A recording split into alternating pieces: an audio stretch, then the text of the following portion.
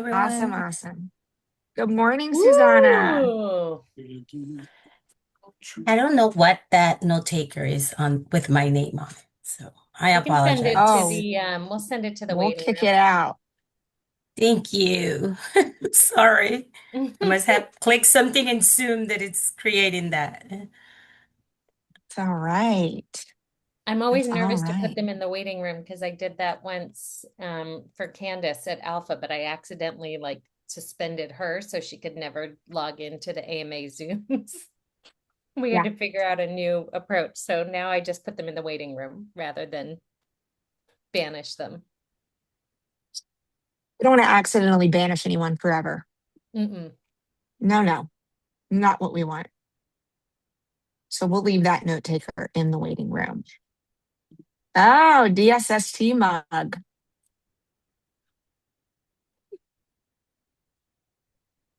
Love that. I hope I can get one when I come in September. I know, jealous. Well, welcome everyone.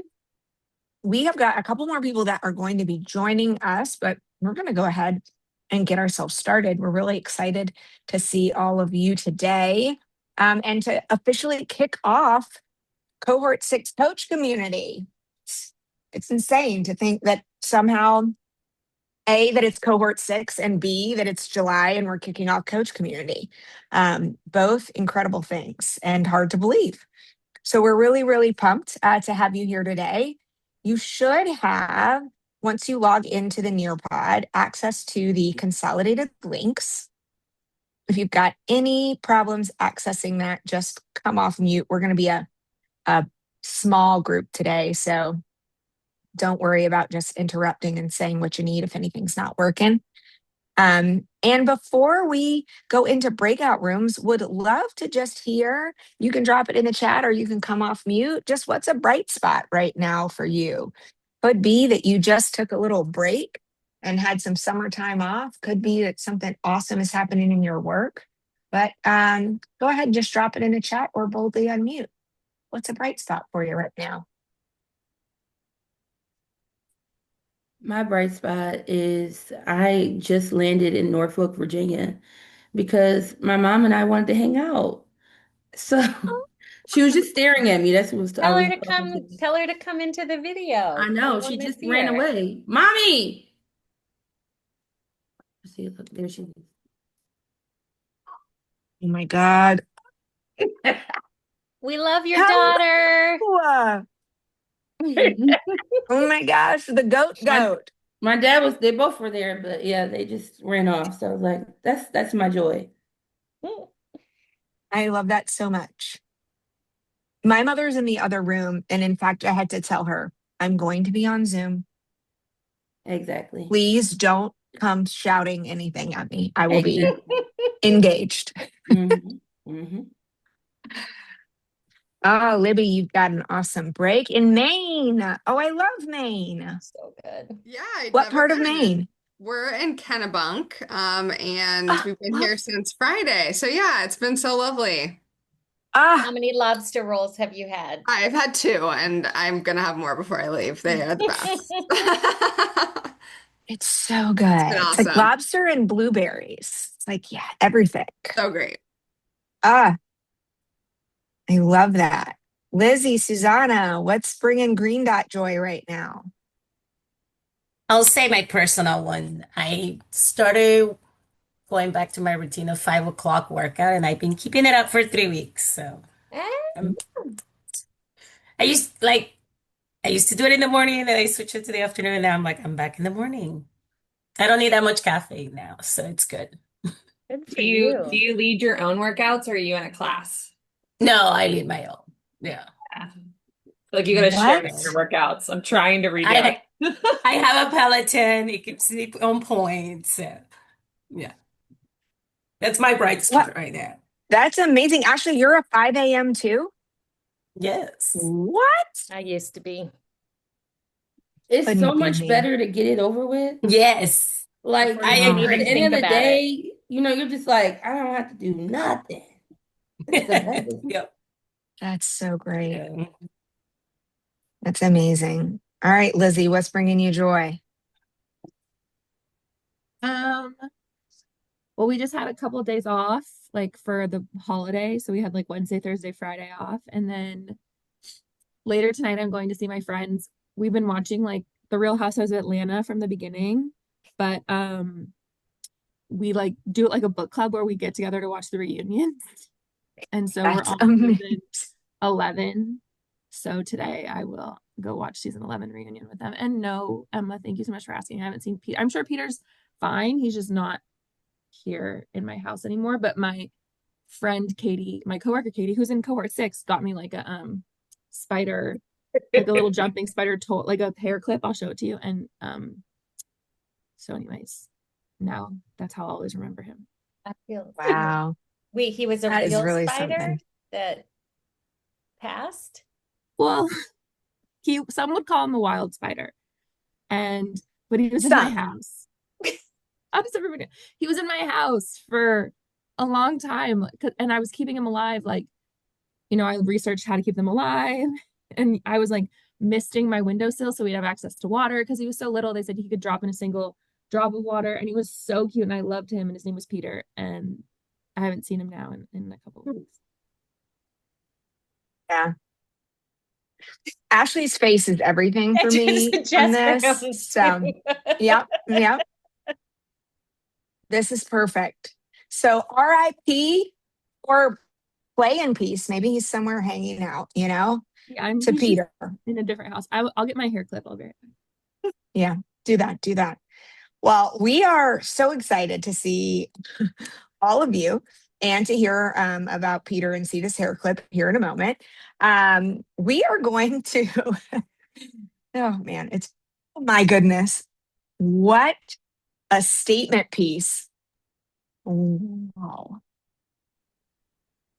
Oh, And you're she muted. wears Please She unmute wears it this. all the time. I said his eyes. He's so cute. Oh, Yeah. this is Okay, amazing. but like, was the spider that big though? Oh my God, no, the spider was tiny. If the spider was this big, it would not be allowed in my house. But he was very small. I mean, I don't know, Lizzie, at this point. Actually, you know what? Actually, I have I don't know. no fewer than 40 videos of him of me talking to him in my house. So I could send you one if you want to see him. No, I don't. I don't like bugs. Amazing. But that's So funny. great.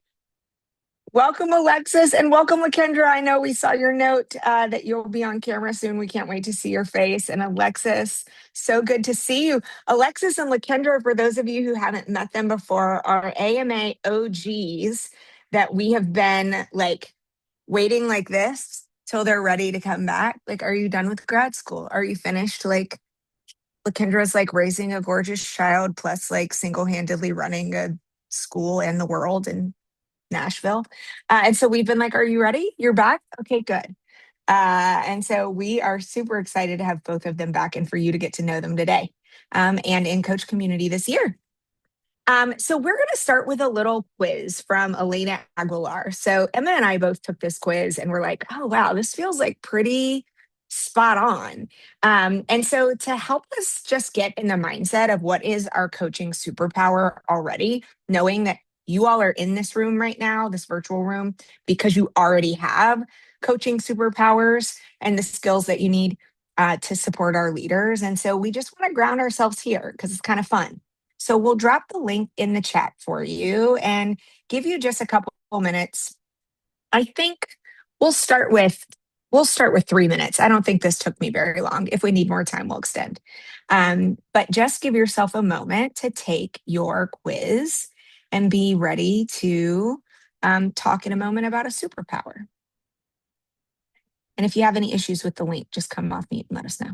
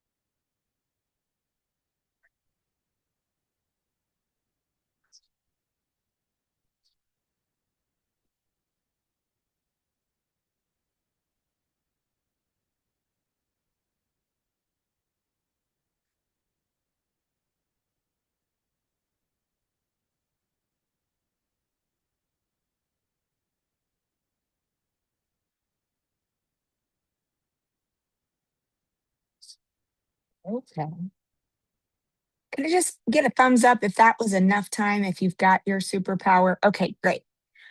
So we're going to go in breakout rooms in pairs.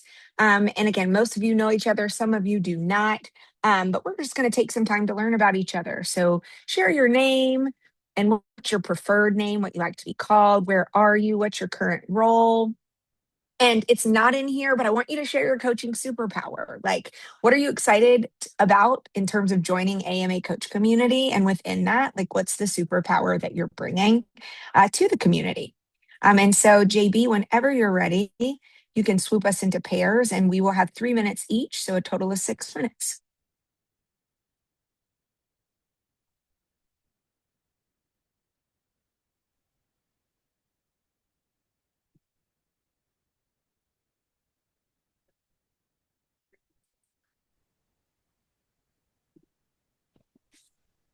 All right, welcome back, welcome back, welcome back. And there she is, LaKendra. She's coming back in. I was about to say, I saw her face and then I saw something pop up. Okay. Amazing. Hopefully you enjoyed that time getting to chat and start to get to know each other. Again, we're really excited to have all of you here. We were just talking about all of that while you were in rooms meeting each other. And so we're pumped. And today, our objectives. So one is that we're going to get to know each other, which we've already started to do as a group of new and returning coaches. And we are going to really dive into the 5 habits. That's what we refer to them as, which are kind of the foundation for our approach to coaching at AMA. So we've got a welcome and opening. We're going to dive deeply into each of the 5 habits with some practice rounds. Then we'll have closing and time for a survey. We've got breaks built in throughout, including a 30-minute lunch break. So know that you can do whatever you need to take care of yourself throughout the session, but know that we've got those staggered to also give you some time to handle whatever you need to handle in our session together today. And so we always like to kick off by grounding in our agreements. These agreements are our ways of being, ways of operating as a professional learning community together. So would love to just have folks pop off mute and just read one of the agreements aloud just to bring it into the space. Libby, will you kick us off? So, take a risk, boldly speak, share out, be all in for practice, and celebrate growth out loud. Awesome. As the spirit moves you, just pop off mute for the next one. Thanks, Alexis. Emma's off mute for the next one. Gift of present, grace of understanding. I'm doing my favorite one, gracious comments, amens, and shine welcome. Make it safe to honor hard truths. Leverage assets-based language.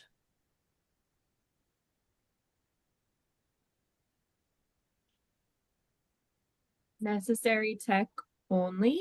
Easily distracted. Own it. Work on it.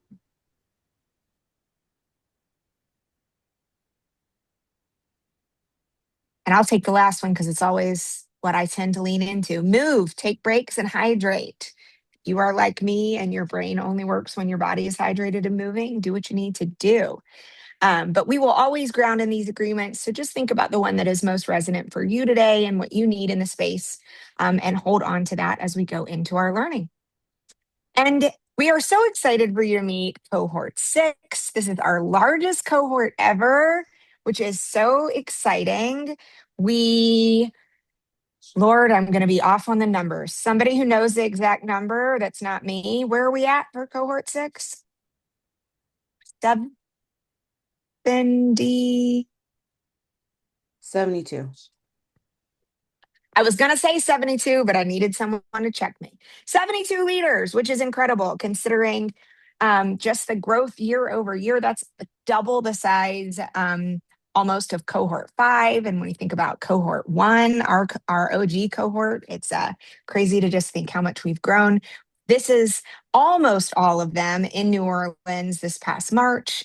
And we are so excited for you to get to meet this incredible group of leaders who is already like leveling up the work. It's just awesome to see. And so many of them are reflective of the networks that you all are in, because we've got year over year growth happening. So we've got folks on Ashley's team in the cohort. We've got folks, I think, from almost all of your organizations. So really excited. And wanted to just ground us in, first of all, our 2025 coaching data to just kind of frame for you where we are walking into this year. And so we poll our leaders consistently around coaching and coaching effectiveness. And we are really excited to share that when we polled them in our March working group, there was no disagreement in any of the responses. Folks agreed and strongly agreed that the coaching is driving positive change in their school towards their AMA vision, that it's responsive to their needs, and that it honors their identity and experience. And you can see on the screen some of the highlights and comments that folks shared about their coaches and the work that coaches are doing to support. And so we are really proud of that work and really excited to welcome you all into this coach community, because we know next year we're going to be sitting in this seat sharing this data with a new group of coaches, and it's going to be reflective of the work that you all have done to support cohort 6 leaders. And so we're really excited for that and to share that data with you. I know it is awesome. It's really exciting. And it's the hard work of all of these leaders that are supporting our folks. So wanted to start just with like, how is AMA coaching the same as coaching for a school or a network, and what about it is different? And this is where Alexis and Lakendra, I might ask you in a moment to speak a little about like what you have experienced as being different, because you've done this with us before. But the way that it is the same, I can share, is like you are going to feel kind of on the hook for the results of your leaders chasing their goals in the same way that you feel on the hook for the leaders in your school building and in your network. You're also going to need to build really meaningful and trusting relationships that's going to allow you to push the leader outside of their comfort zone. You're going to really need to understand the context of the school and the program, which when you're working with someone in your own network, you have a little bit more of that already. Here, it's going to be equally as important that you get to know the leader in the same way you would if it was someone on your team. And you're a thought partner and a critical friend that helps them chase the goals and set smaller goals in service of the larger goals that they're chasing. And there are some ways that AMA is different. AMA coaching is different than working at a school or a network. I'm going to give you all a moment to just read what we have on the slide. And then Alexis and Lakendra, I'd love to just hear from both of you, one of you, on which of these resonates in your experience as an AMA coach. So we'll give everybody just a minute to read the slide.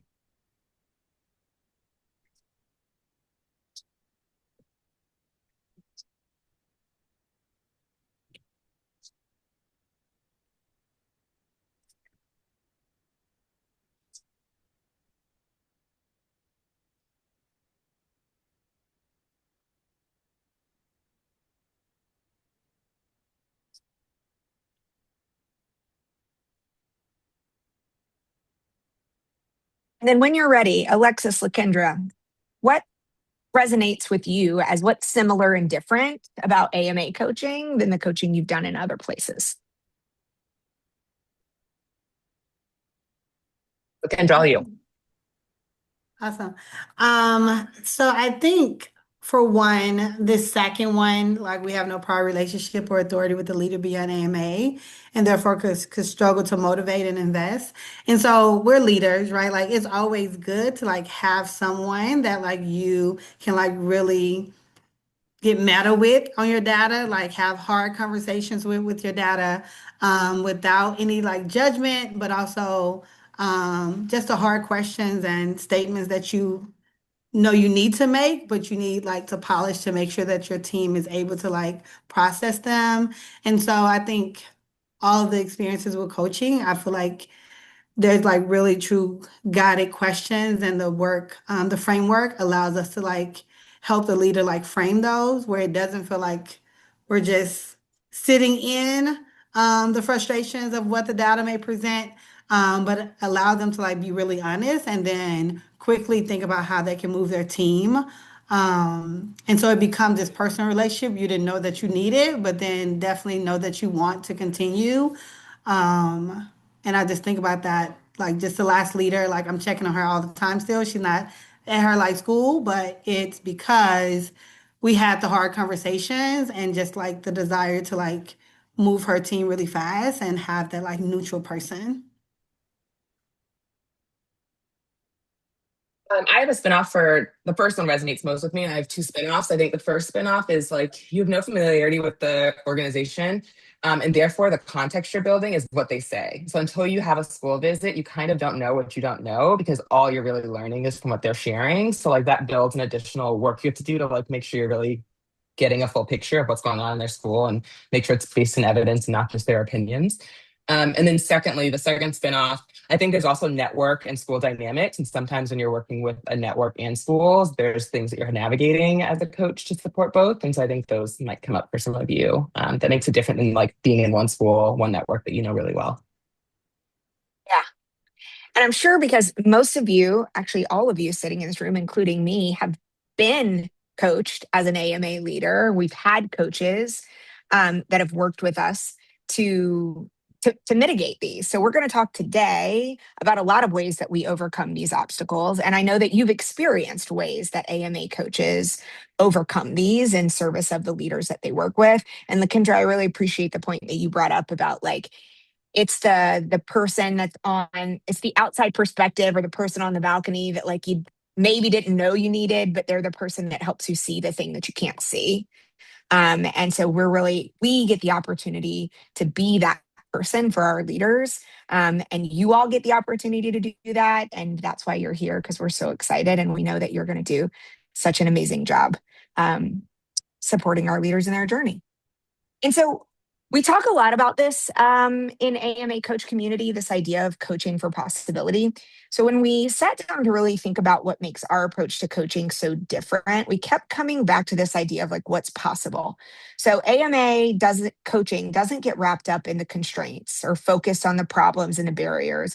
We really help leaders think expansively, to start with the ideal and to work to transform the systems that they're operating in their schools, their networks, and their districts.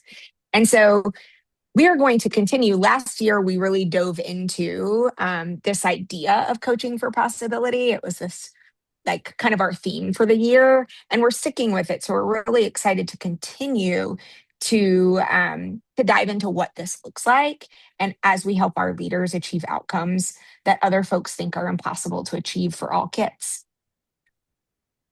And so in service of that, we're going to ground ourselves in the two big goals that we have for all leaders. It's technically three, so forgive me on the way that's laid out. But one is we want all leaders to shrink a differential or if you see this goal down at the bottom for network leaders, or build a more inclusive ecosystem, because we know that these goals are going to look different based on the seat that someone is sitting in. And so whether they are going after shrinking a math differential because they are, a direct school leader working with the teachers, or whether they're working on building out coaching structures for the math team at the network level, building a more equitable ecosystem. We want our leaders to do one of those two things. And the second goal we have for everyone is to produce a success story. And so part of that success story is so that leaders have a chance to reflect and codify all of the work they put into the year and the wins that came out of it and the lessons learned. But also for us at AMA, part of our mission is that we are building a larger movement. We want to be able to change the narrative at the national level, at the policy level, at the funding level about what is possible for all kids. And so the success stories are proof points that we are collecting with each cohort that show here is what is possible. Here is how we know that this can happen. And so more than just a tool for orientation or an awesome reflection tool, which it is those two things, it is also a way to help us meet our mission, again, of collecting enough proof points that we hit what we call a tipping point, where folks can no longer say it's not possible because we have enough proof points to show that it is across multiple contexts and scenarios and places with kids. And so this is what we want ultimately to achieve at the end of the 15 months. And so you have experienced learning cycles as a leader in AMA. And if you were in an early cohort member, you're going to see, I think, the way that we have continuously tried to evolve and improve the way that we design our learning cycles. And so each leader is going to go through 3 learning cycles in their 15 months. So right now, we are kind of in this star. We are right in between learning cycle 1 and learning cycle 2. So our cohort 6 leaders started in March Intensive, and they went straight into learning cycle 1, all about building a strong start. And the 2 main artifacts in that learning cycle that we're building towards are their orientation, to really orient their team to their mission and values, and their inclusive and ambitious goals.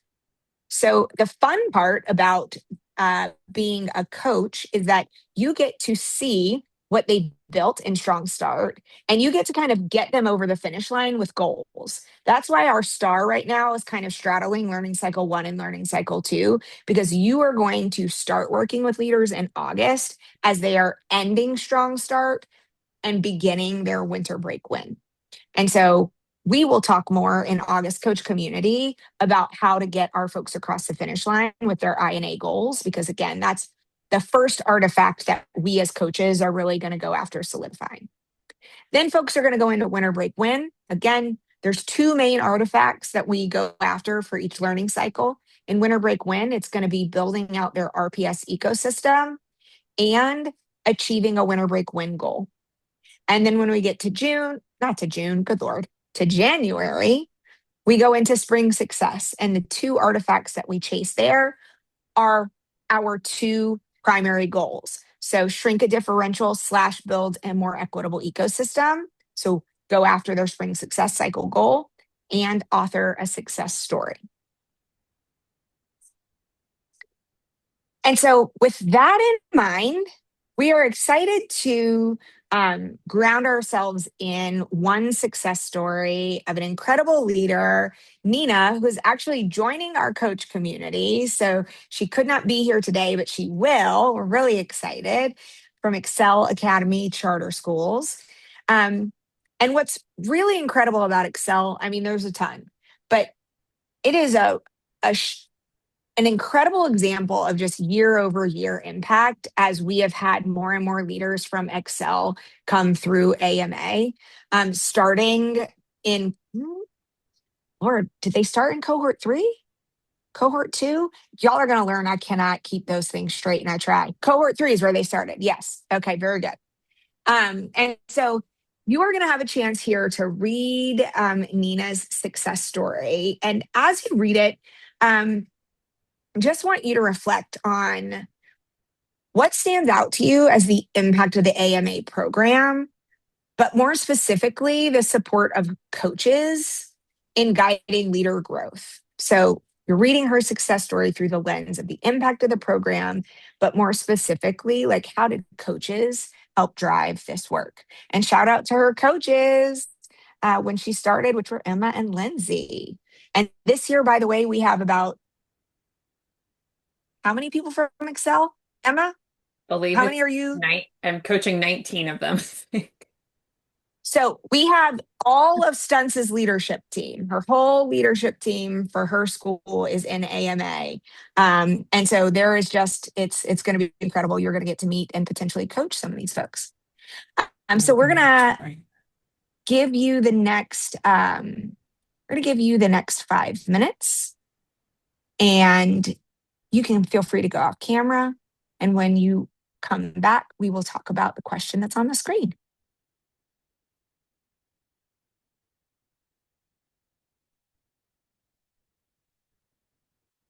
If you haven't had time to fully finish, that's okay, because there's so much good stuff in Nina's story that I know we can still have a great conversation about the impact of the AMA program and specifically her coaches. So would love to just open up the floor. What is resonating with you about Nina's story? And just feel free to boldly unmute. I can go. Thanks, Lizzie. Yeah. So I was a coach this year, and I think what stands out to me was like well, a lot of things stand out to me, but the one that I'll share is that when they realized they didn't have like data systems of like historic data to like set goals, I think I forget exactly what they said, but essentially that like even though we didn't have that, like we just had to keep going. And I feel like as coaches, that is a lot of like the work we do to and a lot of what we talked about last year too, just this idea that like get unstuck, like you have like the will to do it. So like let's just keep moving forward despite this barrier. Like at a certain point, you kind of just have to be brave and like take a stab at what you're trying to do. So I noticed that like some people could have gotten stuck right there, like, well, we can't set goals because we don't have historical data. And I would imagine the coaches like pushed to be like, that's okay. Like, let's just make our best guess at goals. So yeah. Thank you for kicking us off. Because I think I saw somebody put in the chat, such a common experience or a common barrier. It's like, oh, well, I don't have X yet, so I can't move forward with Y. Absolutely. I think something that really strikes me about this was just the mindset around we are the ones, right? Like I think it could have been hearing, I read her first like the problem statement and I was like, holy smokes, like as someone I've also known Nina professionally for a little bit, and I didn't know like some of that stuff because she's so like calm and resolute in her action. And so that was just really inspiring to me that like there was a lot going on, but they, through each twist and turn, it was like, okay, this is what we've got, and we have and we do at the end of the day have what we need to get this done. And so like building that collective mindset in her team, it feels like that was a driving force for the ongoing problem solving that needed to happen over the years. Totally. Thank you, Libby. What resonated with me, and I was reading, I was like, oh my God, this is us sometimes. The meeting the team where they are, and refusing to imperfect became an excuse, right? Like the coach set goals rather than not, and just see where they built from where they were. And not being sophisticated or anything. It was more like, let's just set the goal so that we know what we're chasing. And in my experience, when I got coached, that's one of the things that I appreciated the most. And just set the goal. Like, let's start where we are and let's see where you go from here. So I think that was one thing that I noticed. Yeah. Yeah, building off That's of that, huge. I thought so much of Sarah while reading this. I was like, oh, there, that's my girl. But just do it. That's really what came out of it for me as a leader. It's so easy for us to spiral, but just try it, see what happens. And it's our job to build the confidence and give them hope that they can do it and see it through. Yeah. Absolutely. I was thinking of the Nike ad when you said that. Sorry, go ahead. No, you're good. I think just like the power of AMA, it's not only, and it's very similar to the quiz we took this morning with Aguilar, but it's like what are the mindsets along with the technical skills we need to kind of make movement. And so in every single bullet, she has both of those. And so it's just a testament to the framework that you all create and that we implement. Yeah. Thank you for all of that. I know as we were looking at it again, it's just it was no small feat, right? Emma just texts like, talk about building a more equitable ecosystem. Like this is such a powerful story of all of the ways that they did that. And as coaches, we get to be the folks. I know for me, AMA coaching was like the one place, and AMA sessions, I was like, this is one place where I feel like I might be doing something right. Like I might get something right. Somebody sees something positive. This like I don't feel like bogged down in all the reasons that this won't work. And that is because we get to help leaders get unstuck, to be the people, as Lakendra mentioned at the start, that help give them what they maybe don't know they need in the moment, but really ground in their assets and their strengths, and help them think about like, what is just the place to start? Because I know as a leader, I can get in my own head too, even now. And so having someone that can help pull you out of that is just so powerful. Emma, Lindsay, I don't know, as folks that were super close to Nina and the work, if there's anything else you would want to add before we start to shift gears. Emma, you want to go first? Sure. I think like the thing I'm thinking about as like someone who gets to continue to coach is just the intersection of how the clarity of the program artifacts. So something like creating inclusive, ambitious goals, thinking about an RPS system, or building your change team, intersection with context matters is a really helpful tool to navigate, because like some of like Excel and Nina's like meeting in the moment probably feels really resonant from like a time in our own career and trajectory, but it's not necessarily the exact same thing that everyone is experiencing. And so like the power of being able to learn about someone's context through the creation of their artifacts, and then think about like what is the thing that is going to most propel student learning forward, is a really helpful tool as a team. And that doesn't feel Nina specific, but it was just like what was striking me as I was thinking about this, of like there's never a copy paste as a coach, but it's so helpful to like read and reread as a way to think about stories and ways that can anchor the work that we get to work with other coaches, because every context is unique and matters. That's so much better than what I was going to say, Emma. So thank you for that. I think it really resonates. I was thinking when I was rereading the beginning and just thinking about those early days with Nina, like there were a lot, and I don't think she would mind me sharing this, like when she was still running the school in Rhode Island, like there were a lot of tears. Like we see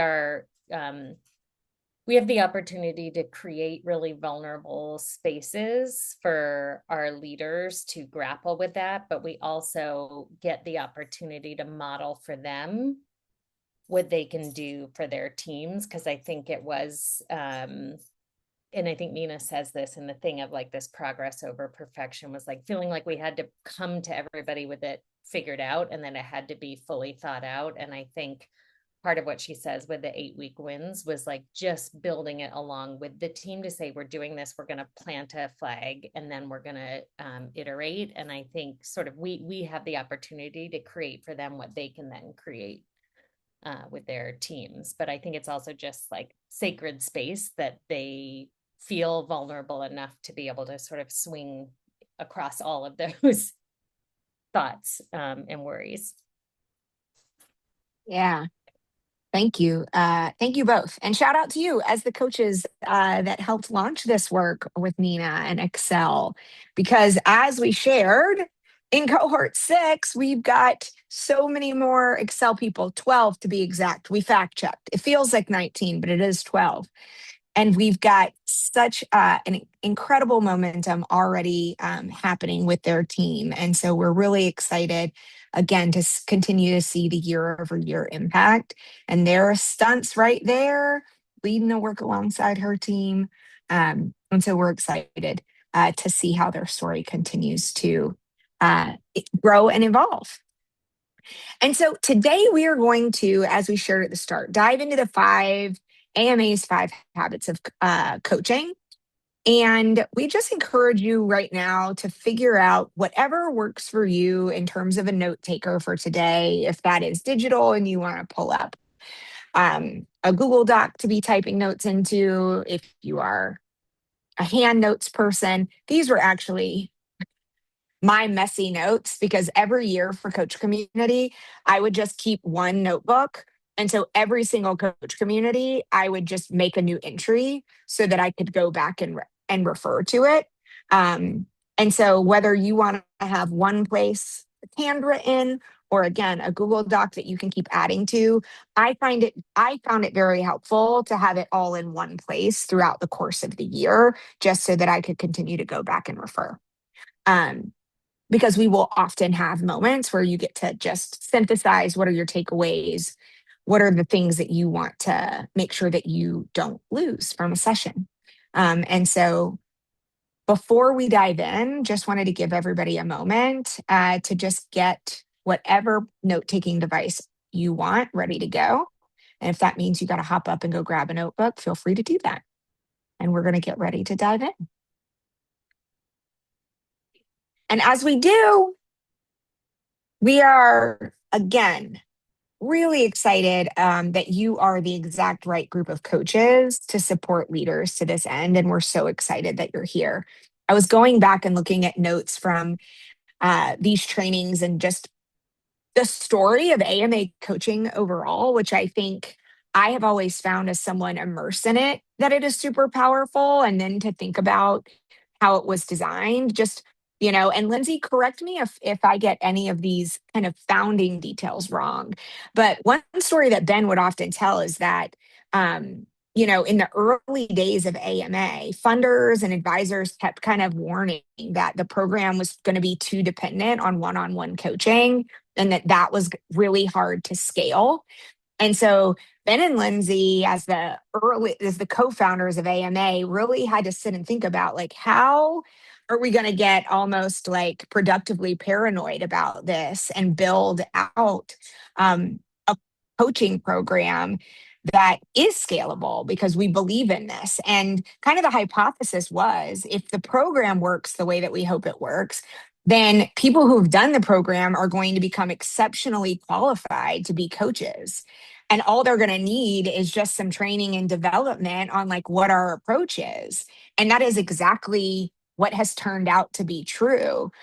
We have scaled the coaching program because leaders like you sitting in this room have gotten incredible results for kiddos, have taken this journey. You've been in the seats of the leaders, and you are now going to become part of the community of folks that coaches them to the outcomes that we know they're going to achieve.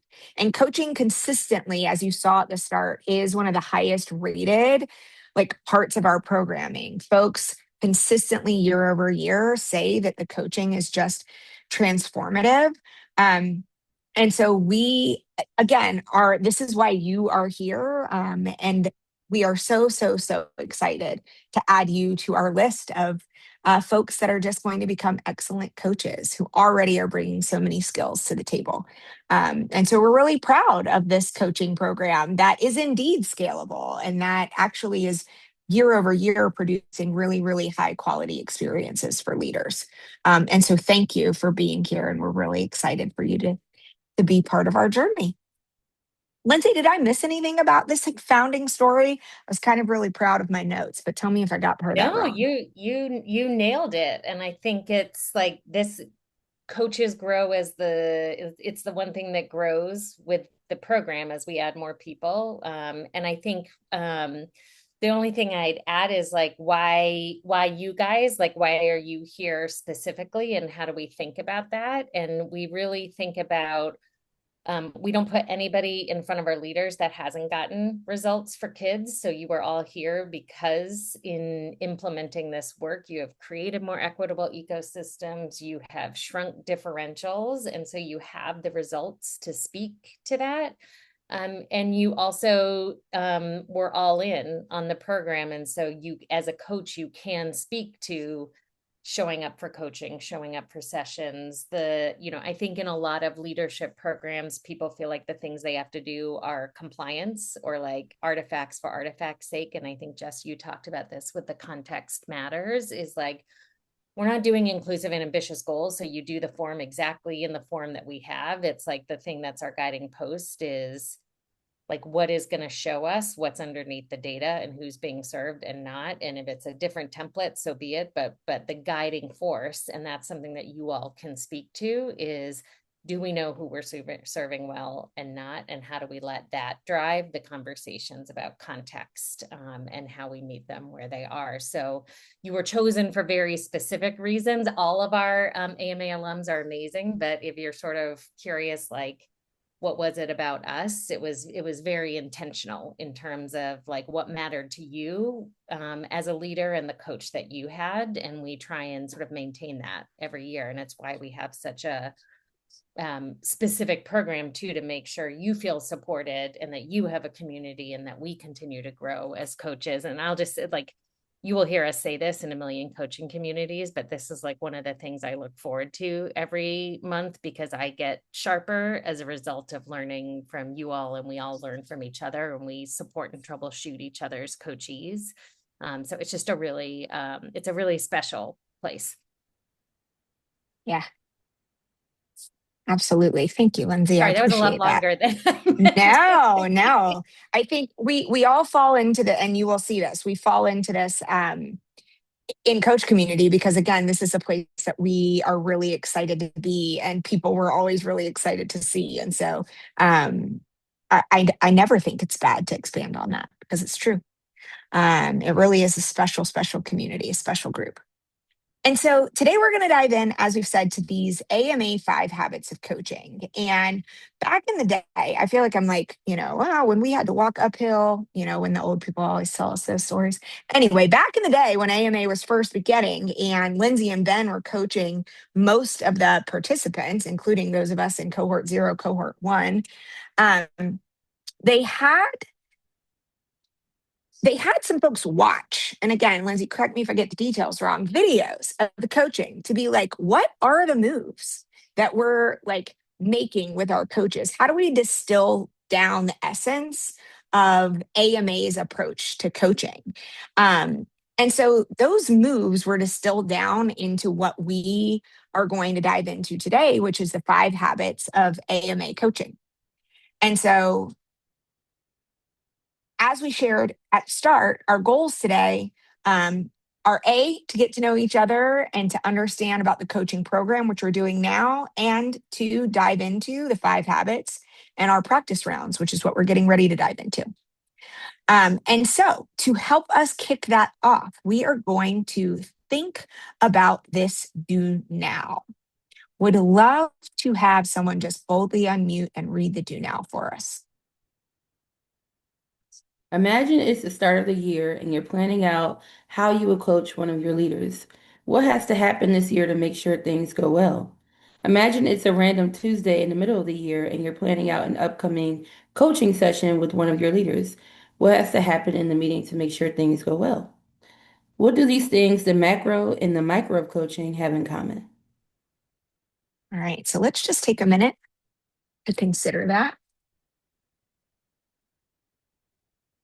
And when you're ready, why don't you just, everybody, we'll drop one thing in the chat that we think that these have in common. So take a minute to think, and when you're ready, you can drop in the chat. What is one thing they have in common?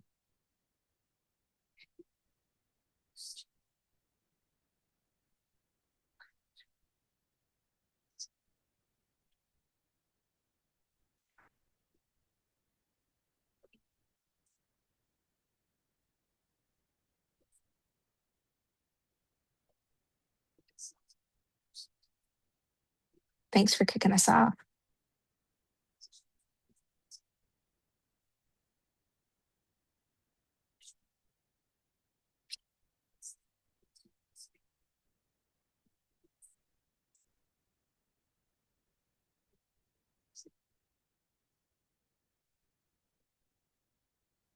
Mhm.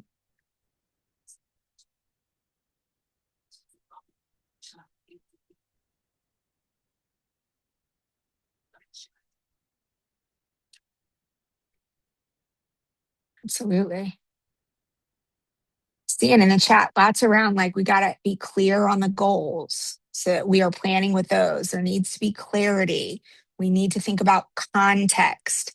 Lizzie, as someone who has also coached with AMA before last year, would love to just have you kind of voice over when you think about these two scenarios, the macro and the micro. What do they have in common? Yeah, so what I put in the chat was just that, like, for both of those meetings, I think to measure, like, to make sure the meeting goes well or to make sure what happens in the year goes well, you have to just be really clear on what is the goal your coachee is like driving towards and chasing. Mhm. And I think knowing like when's the right time, like if it's a random Tuesday in the middle of the year, knowing to the point that other people made in the chat, like the context of what's happening with them, like when's the right time to listen a little, when's the right time to like push. But I do think that's what comes up for me, like when I want to plan what needs to go well and what I would want to plan on the beginning of the year, the random Tuesday, like making sure we have goals, making sure we're like continuing to chase them, but in a way that feels like responsive to your coach and how they're doing. Yeah. Thank you for diving in. There's a lot more that these two scenarios have in common than there are differences. When we think about both the macro and the micro, you all really nailed it. You hit it on the head here. It has a lot to do with assessing goals. We need to know, what is the goal? Where are we on those goals? What action steps have we been taking towards those goals? And we're preparing to identify and remove obstacles to those goals. That means we've got to know the context of what is happening with that leader, both at the launch of coaching when we're first building a relationship, and also on that random Tuesday, which ideally by then we've built a trusting relationship so that if we need to push to help them remove an obstacle to that goal, we're in a position to be able to do that.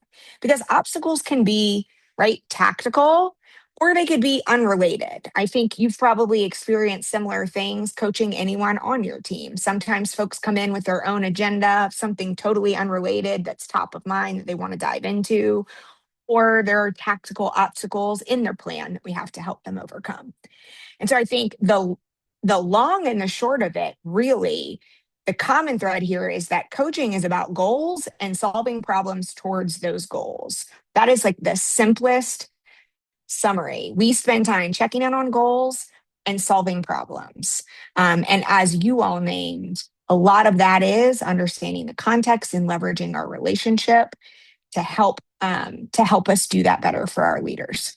But if in a moment of doubt, when you are like, what am I doing today? I am spending time checking in on goals and solving problems. Yes. And the bright spots are a huge way of that we solve those problems. Thanks for dropping that in the chat, Emma. And so a general meeting agenda for AMA coaching, which again, there is no one right way. We are not walking away from this saying, here's the agenda that you need to use. We just want to give you an idea generally of how we think about setting up the sessions. So step one always is meeting folks where they're at, right? Connecting with them and building context. How are they feeling? What's keeping them up at night? Both because we need to build context and we want them to feel seen, right? Often this is the one space where they're getting coaching from someone that is like a third party and a safe space where they can finally let their guard down and be like, I just need to have a minute and say what's on my mind. But we always want to show genuine care and build that context. We also want to check in on where do we stand against last meeting's action steps towards our learning cycle goals. So it's just following up. We landed on this. Where did it go? No judgment, but it's like, what did we nail? What did we not? What do we need to come back to?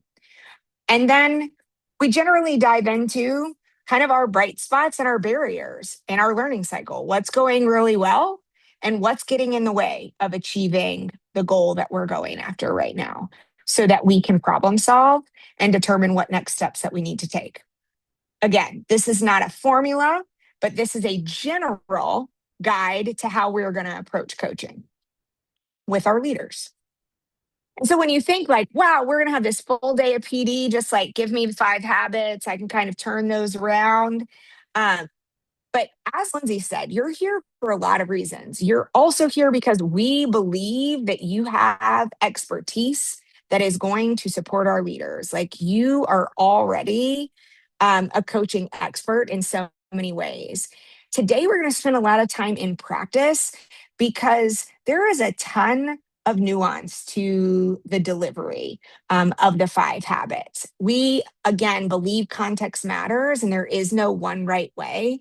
And so you're going to be presented with lots of different scenarios and ways that things show up for leaders. And the way that we continually get better is through practice of the delivery and application to different contexts. And that builds our muscle memory, right? Not because the 5 habits are super complex, but because they're often counterintuitive.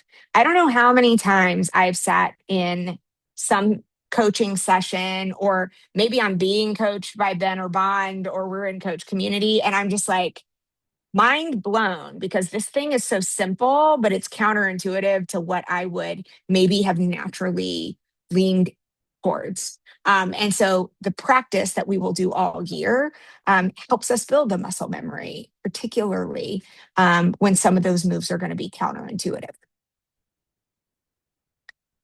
And so with that, I'm actually going to move us to a break, because before we dive into the habits, I'm going to go ahead and give us our first just 10-minute break to get what you need. If you need to stretch your legs, get a snack. We're going to come back at the 21 your time. And then just for you to plan, we're going to take this lunch break at right about 1 p.m. Eastern time. And so just know that that is coming. But let's take 10 minutes now. We'll be back at the 21. And Nats loved the South. So if you just see me randomly go like this, I'm not losing my mind, but I do hate a nap. Amazing. All right, y'all. Welcome back. Hope you got to take care of yourself during that little break. All right. So before we dive fully into the habits, wanted to just take a moment to hear from you all and kind of reflect. We talked about a general meeting agenda and how our primary goals as coaches are to check in on goals and help remove barriers. We often think about it as asking ourselves, like, what does the person in front of me need most right now that they're not going to see without my help? How can I be the person that helps them see that thing? And so I'm curious and would love to just open up the floor. How does this resonate with you in terms of the coaching that you have already experienced at IMA? So what is sticking out at you or resonating with you about the experience you've had in coaching so far? And I'm just going to open up the floor for anybody to boldly unmute. I can start. Thanks, Susanna. I keep thinking about Andrea when reading, because a lot of the things she was doing with me was exactly what you're speaking to. Just making sure that she was always opening up as like, what was in my mind? What was I struggling? And also what was I was proud of at that moment. And I think that really helped me not only build trust, but also feel that I could be authentic with her and really be able to then start focusing on the goals and the next steps that concretely will move uh, or work towards our aim. So I think I really appreciated that checking the time, very intentional, to let me share what I was and how I was showing up at that point. Yeah. Thanks for kicking us off.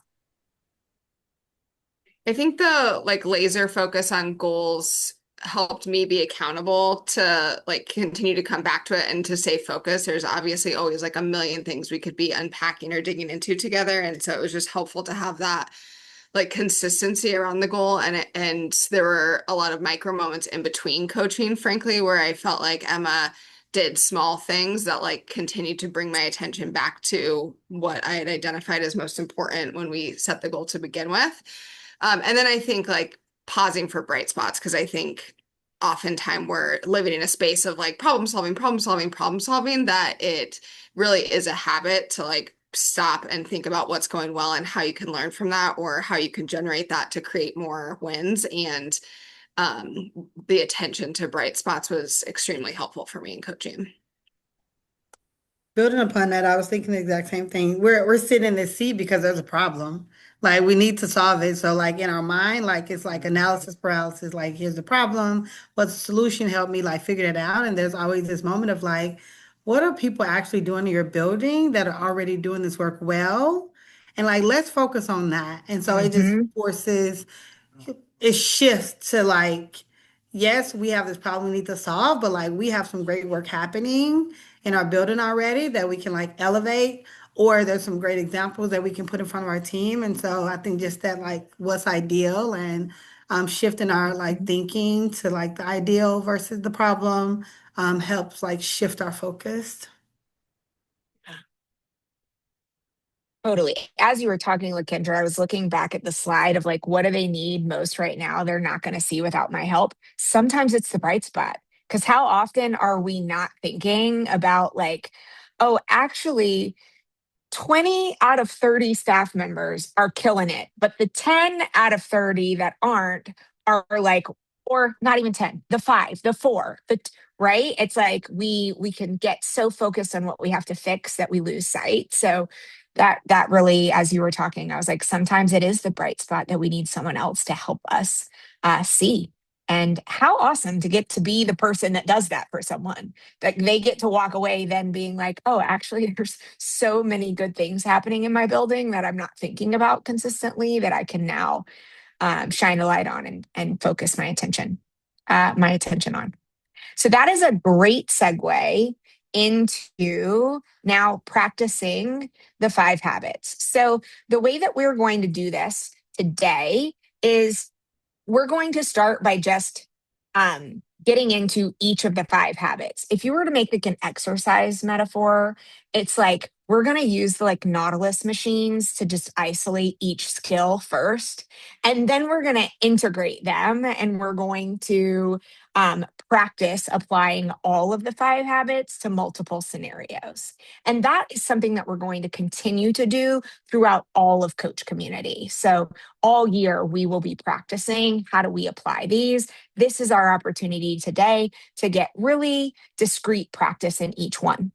And the way that it's going to work is we're going to watch the setup of a video. So we're going to watch the start of a coaching video. Then we're going to pause it and we're going to kind of guess, what do we think the coach is going to do? Or what would we do in that moment, right? So this is like where we get to lean into a safe space. There's no one right answer. We're all here because we're bringing expertise and moves, and we're going to try to speculate what the heck's the person going to do. And then we will compare what we thought was going to happen to what the coach does. And then we'll have a chance to practice that skill. So it's going to be a video analysis and then a skill practice for each of the 5. And we'll kind of repeat that structure each time we go. And I'm excited to dive in. So context for habit 1. So you're about to see the start of a video. with me and a lovely human. We like to call it Dream Jamie, Jamie Platzer from Dream.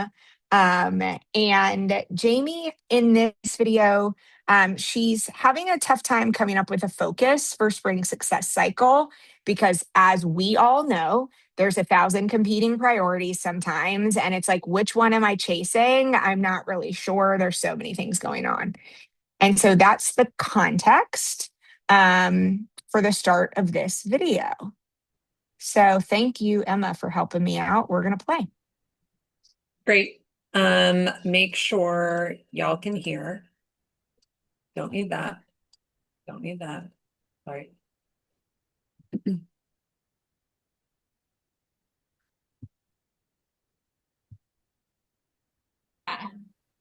I think that Audio. that does sound right. Yeah. For the achievement goal and sped differential, and then determine a growth goal for each student. Once, yeah, we capture.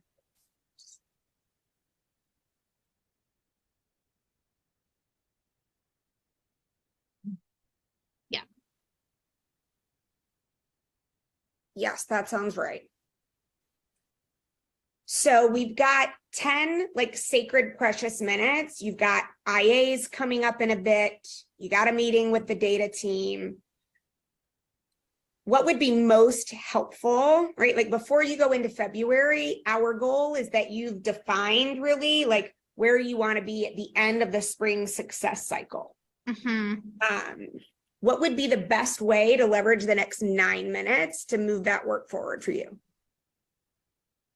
I'm not sure. Because I feel like I want to get clear with the data team. These goals clearer. I'm hesitant to add, like there are other things that I want to make sure we're successful on in the next couple of months. But I'm hesitant to add too much because that's where I get in trouble.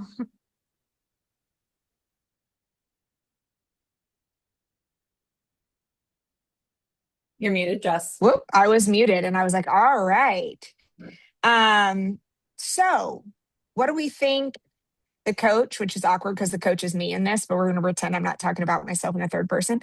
What do you think the coach is going to do next? Or what would you do next in this scenario?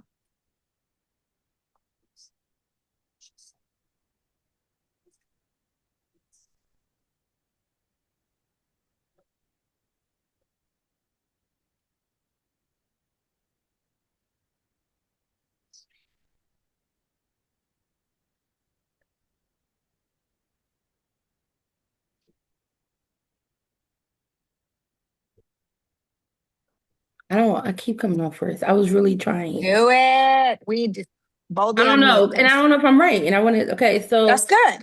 She said, put it out there. My thing, so she said that she has a lot on her plate and where she gets in trouble is adding more. So is it possible the coach then directs her to choose one from the things that are on her plate that she can get super focused on, and elevate that as her focus for this goal?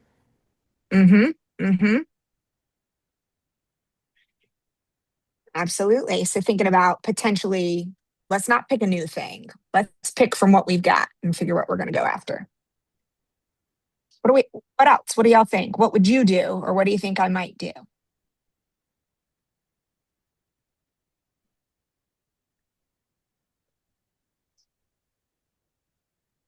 I'm looking at the habits and thinking about this like mind for mindsets. Like one thing I'm curious about with the limited context we have is like, is this mindset her mindset thing, or is there truth to what, or is there truth that is playing in here? And so I think, in addition to what Ashley said, like there's an opportunity to dig in here to understand, like, is she the barrier to the next step, or is it about helping her prioritize and deprioritize? Yeah. Because you'll find we often and for those of you who have been in coach community, I think you can attest. We often come to the monthly coach community meetings, and our practice kind of focuses on a problem to solve, right? That we're facing with leaders. And often the problem is something related to how do I help people get past all of the stuff that is in the way of like focusing on learning cycle planning? Like there's 1,000 other things. And I think this video is just a good reminder to me of what it often looks like when that happens. Like our leaders, it's not like leaders come to coaching and are like, I will not work on the learning cycle today because I want to do XYZ, right? There's not resistance. They're being super thoughtful about all of the things on their plates and trying to meet their staff where they're at. And as coaches, that can be a really like challenging thing to help navigate, right? Because context matters. We want you to feel seen. All of that is true. And I'm trying to get you focused on chasing a goal. So yeah, let's hit go on the next clip and see. Oh, Lizzie, go ahead. I want you to talk before we go. Okay, I was just gonna say that I know when I was having like sort of this situation last year in coaching, what you had encouraged me to do was like to try to talk to her about like what do you want to be true as like a result of this AMA journey, and like how do we get there? Like what do we need to do to get there? And so kind of like bringing her back to like the ideal, like her hopes and dreams for this journey, and then being like, okay, like now what do we actually need to do to get there? But I think that might be something you do. I don't know. Yeah. Yeah. Thank you. I appreciate that. Heat us up. All right, Emma, when you're ready. Clear with the data team. These goals clearer. I'm hesitant to add, like there are other things that I want to make sure we're successful on in the next couple of months, but I'm hesitant to add too much because that's where I get in trouble. Yeah. No, I understand. I totally understand. How about this? Let's assume, right, it's June or whenever we take the darn test, and like we're celebrating, you've nailed it with third grade. Like we've shrunk the differential, we've hit our achievement goals. Why don't you just take a minute in the chat, like what needs to happen between now and then? What do you think are your highest leverage moves that you're going to need to make with your team? Yeah, I mean, I can write the things we're doing a bajillion. Yeah. So can I do it right in this actual? So that yeah, you can do it right. Exactly. Totally fine. Let's start. So right now, those are a lot of what we're doing. So it sounds like you've got a lot of strong structures in place. Is there an area, right? If we're celebrating in June and we've got it, you've already got these up and going. Is there an area that you feel is the strongest practice that you have right now? Or like if something gets in the way of this all happening, like what's that barrier and how do we typically like get ahead of it? I think the biggest barrier that we're up against is the investment. So like, as always happens when we increase, like we have the curriculum team coming in, I'm in there a lot more, like the keeping teachers invested, that this is like a partnership, not punitive. Which is where we're trying to do the recognition and celebrations. But I would say like when we walk in and have to give harder feedback, like you weren't prepared for this lesson. That's where it sometimes gets like, oh, well, they came in, but they didn't even, like that is where it can get tricky. Yeah. I want to get. Yeah. I love Jamie. I'm going to text her later and just say hi. But yeah, so what did the coach do?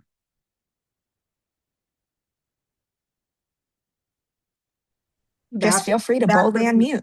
Okay. Back is not Yeah. from the ideal. Like sometimes we just have to like narrow in and like that famous quote, like if this was June, like what would it look like? And it just centers into like the like success of the goal, right?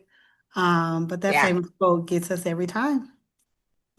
It's almost as famous as the Mariners quote, right? If you want to build a ship, right? It's like we're building ships and we're thinking about June. This is what we do. Absolutely. Anybody else? Thanks for It's kicking us off, Lakendra. it's like centering the ideal. So it's kind of reframing back towards like, okay, if we solve our goal, what is going to be the thing that gets us there? And I think that naturally puts leaders in a place of thinking about, then what their decisions are going to be around prioritizing, but also predicting what might get in the way of that future success if they don't mitigate proactively. Yeah. Yeah. I'm always so grateful for this as a coach who doesn't have all the context too. So like just asking this question as a coach helps you build so much more context on what the coachee is thinking about so that you then have your next entry point. It's kind of like with teaching of like, help me get concrete and understanding what's going on and what you're thinking about when I ask you to get really specific about what the win is, because then I have more data on where to go next in the conversation. Yeah. Yeah. I think this is like potentially one of the most important things that we can do as coaches, which is like this future casting. So go to that future state and then ask your coachee or leader to just backwards map from there. But as you could see in this, you may have to do that like more than one time. We, even in one coaching call, reorient. Okay, well, let's go back to, all right, if that's what's true in June, of all of the things that you're talking about right now, like which one feels the highest leverage? What are we celebrating? Because we have to sometimes redirect ourselves and our leaders back to that over and over until we get to a really strong plan. And I think one of the most helpful things with this is getting them almost to talk about it in the past tense, like really thinking like this has already happened. We are celebrating it in June. Yes, these are all the things you've got going on right now, but talk to me in the past tense. You're having that conversation with me at the party.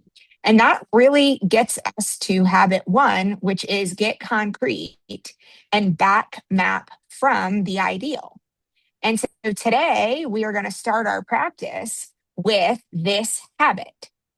And so our practice rounds are going to have a similar structure. You're going to have 3 minutes per person to practice. And then an AMA leader is going to be popping through too to help give feedback. There will be a minute to give feedback to each other. And then you are going to swap partners. And then the next person will have 3 minutes to practice. We'll give some feedback. And then we'll come back together to get ready to dive into habit two. So before we dive into the practice, we're going to read the scenario and we're going to give you a minute to plan your response before we go into breakout rooms. So I would love, Lizzie, do you mind just unmuting and reading the scenario for us? People in my building are just really fatigued. They're dealing with a bunch of competing priorities because I've done a bad job of telling people what's most important. Every time a new problem has come up, I just throw something new at it. We've got too many new initiatives and my staff is just wiped out. I'm noticing more and grumblings on the team. People seem to be pretty unhappy. All right.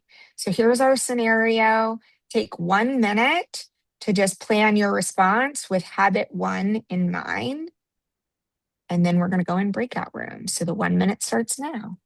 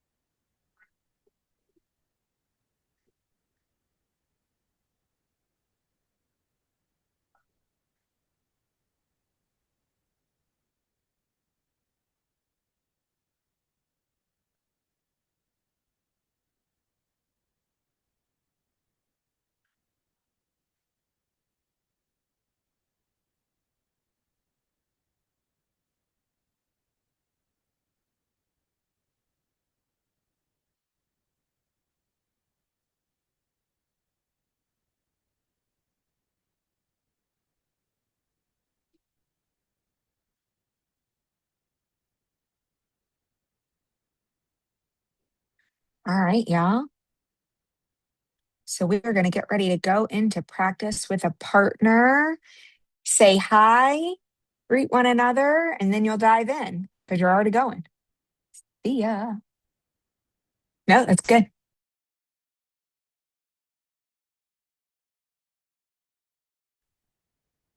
So you might have gotten Oscared, which is what happens when you're speaking and they cut you off. Thank you for letting me join, Pamela and Lakendra, in that practice. And nice work, everybody.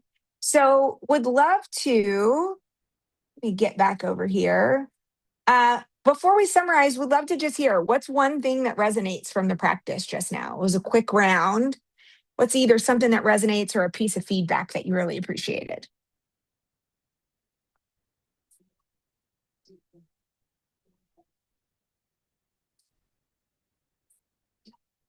You say a piece of feedback that we really appreciated? Yeah, or it's just something that resonated with you from the practice. Yeah, so something that resonated with me was like, I think I did a good job of like using the sentence frame, like what's, what's Mm-hmm. what would be true in June. And Emma was watching it, and Susanna gave me an answer about like going back to see what we're prioritizing and like what we're communicating, what's important, make a list of what to stop doing. And I kind of just like rolled with that. And Emma pushed me to think like, what's like a follow-up question I could ask there to get us even like more concrete. So me to ask her like, okay, like, so what actually are we prioritizing? What do you think is the most important thing to prioritize? Because I was sharing with Emma and Susanna, like, I do think that I'm good at like the start of it, but then sometimes if someone gives me an answer that's like different than what I'm expecting, or like not exactly like down the train I was gonna go, I can get caught up in like, wait, how do I get this back to what I wanted? Like how I had like, hoped this conversation would go. So that was helpful for me to hear Emma say like, oh, this is how I would like take that answer and like kind of funnel it so we still get really concrete. And that was really helpful. Yeah. Thank you. Susanna, did you come off mute? Yeah, I wasn't sure if it was on purpose. No, I really appreciated Lizzie modeling how she would connect with the coachee at the beginning and very short and brief sympathize with what's happening at the moment. But then really quickly, she went in and say, let's imagine it's June, so that you acknowledge, but you also start thinking about, let's focus on solving the problem.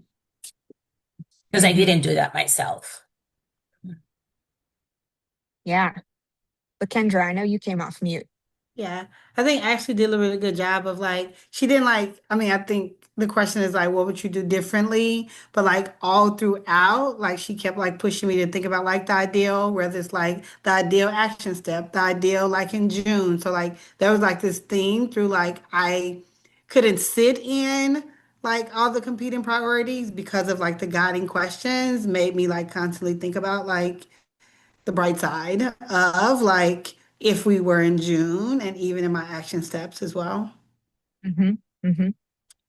Lindsay gave me really good feedback. I kind of immediately started unpacking what success would look like within a initiative, or having her think about the initiative she was leading and what is going to have the greatest impact. And I think her push for me was like, even to get a little more big picture and unpacking the ideal, like what are people saying? How are people feeling? What's the impact on students been?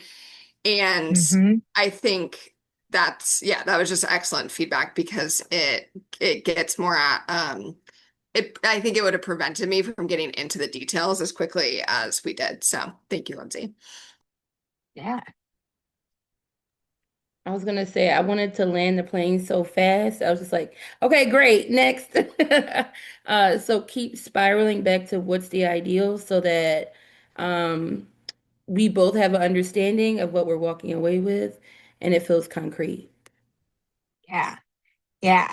And I know we're jumping in to practice this one skill in a really quick turnaround. So I know it feels like you're trying to move through the steps really fast in a coaching meeting.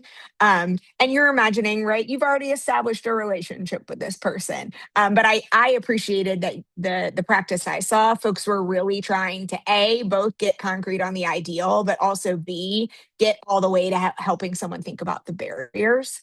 And so in thinking like headlines of this habit, getting concrete backwards map from the ideal, this again is one of the most important things that we can help folks do.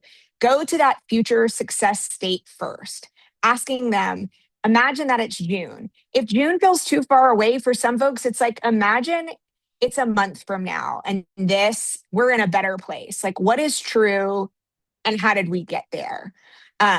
And sometimes to help people get concrete, Ben would often do a thing coaching me where he'd be like, all right, so it's June 22nd.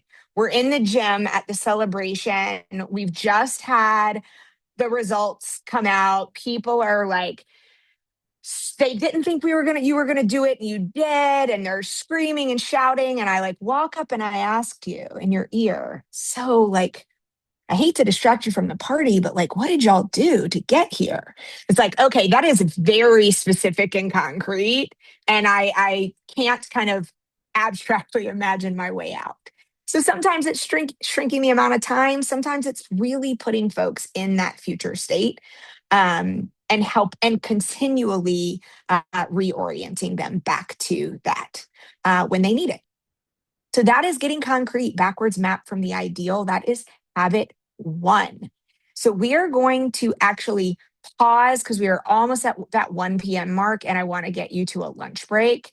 When we come back from our lunch break, we are going to dive into habit 2. So we're going to go ahead and take 30 minutes here.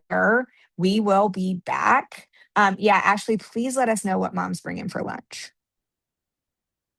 Girl, it's like the star treatment over here. I She know. knows. It's lit right now. I don't even have any complaints. Listen, if she comes out with champagne and beignets before this is over, I'm going to Virginia today. Okay. Right. Exactly. All right. We will see you all back here at 1:30. Well, 1:30 Eastern. So whatever the 30 is your time. I feel like I might be the only person in the entire country who is not at all caught up on anything related to soccer or FIFA or whatever we're calling it nowadays, the World Cup. I mean, I know that's what it's called, but I don't think you're the only one. I had a daughter who played soccer, so we got super into it. Oh, I love that. I love that. Soccer is a tough sport, but so much running. You have to be a runner to play soccer, I feel like. The men are so fine though. That's why you watch. Yeah, but they're babies. That Nigerian goalie, holy Lord, I we don't could talk. care. I'm not trying to date them. I just want to look at them. Hello. They Exactly. are My daughter very would do handsome. this right now to you, Ashley. 100%. So true. My husband is a super sports fan, but not soccer. Has never seen a soccer match, and we got him into it because I was like, "You live with all of us. Come on!" And he's like, "Fine." And now he watches every game with us. So Suzanne, after what's 46 what's your number one team? for us, Portugal. And my sister got me into soccer too, because I wasn't really into soccer until like my sister started living with us. Portugal is her favorite, and then it became our favorite. Yeah. But they got eliminated, and then Mexico. So Yeah, no more hosting. something happened, and I I went know. like this. Egypt just scored again. I'm gonna turn this. Oh, I put a screen like really far away from me, but then I keep looking over there, so I'm gonna turn it off. We're gonna turn it off. what minute are they in? Because they're already in second half. That's the multiple screens. Keep yourself present and focused, Norm, right there. No, There you go. it's Look the at you. second screen, everybody. Yeah, I have to Well, tell you my like crazy lunch story, just like really quick. Yeah, please. Oh my goodness, I'm so shaking. I got in my car. Well, I got out of my car because people would meet me at the school, and I kept hearing this like meow, this sound, and I was like, "What is that?" I kept looking around the parking lot. So I go back to my car to go grab something for lunch really quick, and I kept hearing it. And so I drive to the place, hear it again. I said, there is something in my car. Like I am freaking out. There's something in my car. So I get back and one of the workers came down. He was like, you have a cat in your car. I was like, you are lying. Like in the back seat, or He that's was what I was under the like, car, Peter. like Peter, I know. He was under the car, like I guess the back of the car. He had like, I guess that holds the back. I don't know. There's a space that you can just like prop Like on. He was just sitting even while there. you drove? I've driven, like, I was driving here in preparation of the meeting. This is the place I stopped, and I've been here the entire time. And so they took a chip and they got him out, and then they gave him some water because he needed Oh, to get out of my car. Sorry, I'm so hot. I'm What? just so freaking I out. think Oh my there's something God. about AMA coaches like as magnets for wild animals. Oh my Mind gosh. bodies are Craziness. That's a okay. lot. Sorry. I just need to tell a cat story to somebody because it was crazy. Yeah. You like You're Of not going course. crazy. Yeah, that's a good question. Do you like cats? I am afraid of all animals, by the way. So Mm. someone was gonna have to come get it. I was about to call animal control, but luckily they're nice and they decided to help me out. But it's the hair and the like saliva that like drives me crazy. So She needs a sorry. cat hairpin now, Lizzie.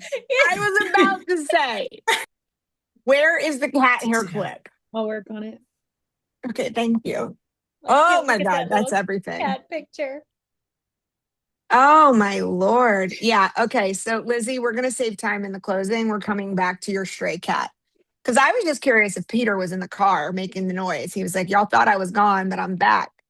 I made it to Tennessee. He like climbed in your luggage for a trip, but He's a traveler. he is. He is. What can we say? Renaissance man. All right. Wow. What a lunch break. Well, I'm glad the cat is not in the car anymore and that you didn't have to call animal control. Thank heavens. That would have been quite the midday adventure. All right. Here we go. We're just solving problems and removing barriers as we always do, even when it comes to cats in the car. All right. We are going to dive into habit number 2. We are excited to do that. And a little bit of context on the video. So this is a very, very, very early Kate Ring when she was still working in Nashville. And this is a cohort 1 coaching video. And so Kate is like just starting the coaching meeting. Ben is doing a quick pulse check to check on how she's doing. And as we watch the video, what I really want you to think about, and you can jot notes if it's helpful for your own processing, because we know that as coaches, one of the things that is key is our ability to like really listen to what someone is saying and then try to figure out, okay, what does that mean that I need to now do? What does it make me wonder? And so what we want you to think about is, what do you hear Kate saying? And then what does it make you wonder? And then when we get done, we'll talk about what do we think we might do. And whenever you're ready, Emma, you can hit go on this clip. What's keeping you up at night most?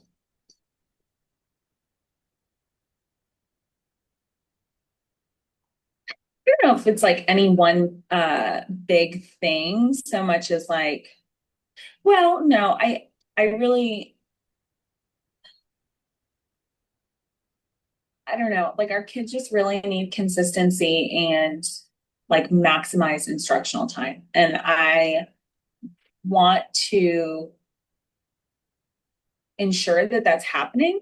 And I think like I guess I worry about like continuing to keep people motivated. Not that I can be the one to motivate them, but like keep everyone's eye on that as the priority. We are still in a pandemic and there is still a lot of stress, and like I need to acknowledge that human side of things. So yeah, I think that. All right. With that, and shout out to all of us who were leading during that pandemic, because what a time. let's just think, what'd you hear Kate saying? Let's just start with that. What did we hear Kate saying?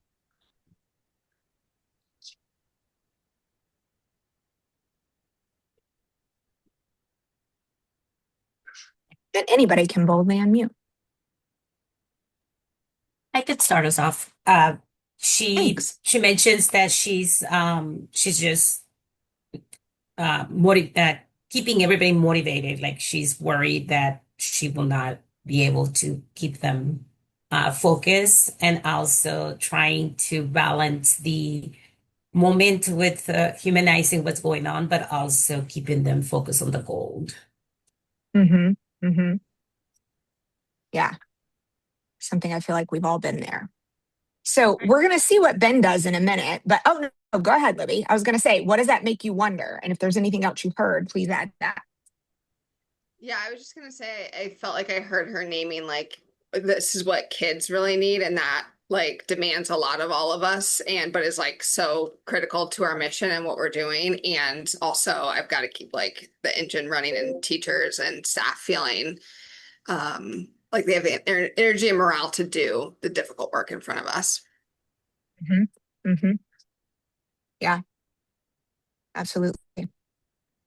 Well, because she's working so hard to motivate people, that means that potentially there are people who are motivated and are doing the things. So maybe how are we leveraging the ones who are doing well so that she's not the only one gassing everybody up? Yeah, that was a perfect segue into like, if this was you and you were about to coach Kate, like, what does it make you wonder? And what would you like possibly do? Anybody else?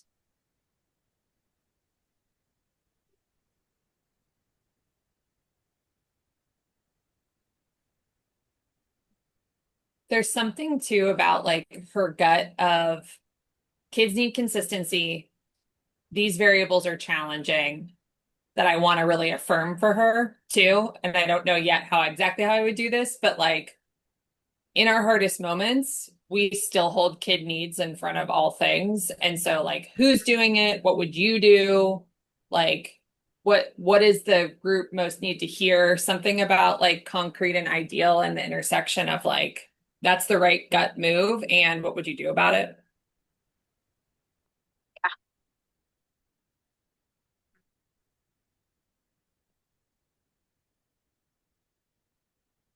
All right. Let's see what Ben decides to do.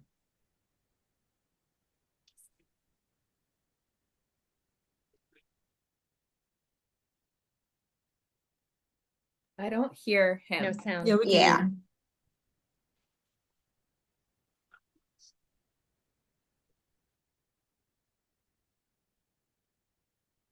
Oh, I think it's because I muted myself. Sorry.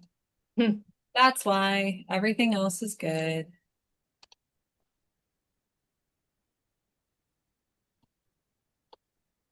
Who are you really of right now? Like who on your staff doesn't keep you up at night?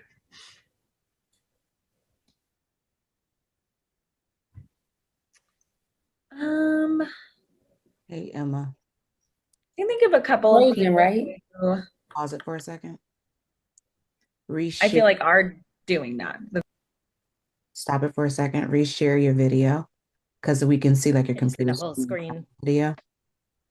So hit like share this screen and then hit play audio on the bottom.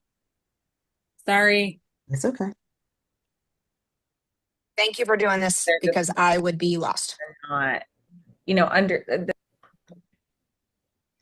I feel like are doing that they're just continuing to focus and not, that they personally navigate, that like when you're overwhelmed, that's okay. And like, we just figure out how to not be overwhelmed. Right. Instead of like kind of breaking apart. Yeah. What allows them to do that? How do they do that? I don't really know. I mean, I guess it's the same way I feel like I do it, which is just like, it's just like a mindset. It's just like, yeah, this is the job that we're in. This is like the reality. Like, let's do what we can do. Yeah. What proportion of your staff is in that camp? I don't really know.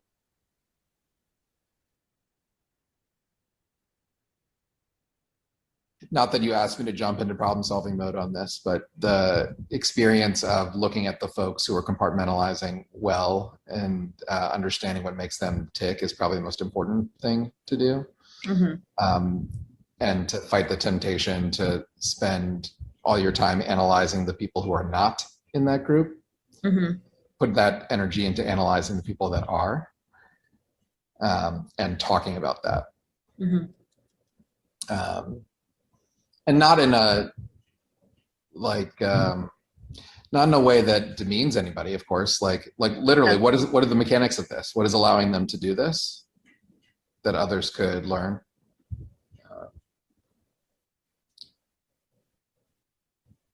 So would it make sense to try that for a 3-minute deep dive? Yeah.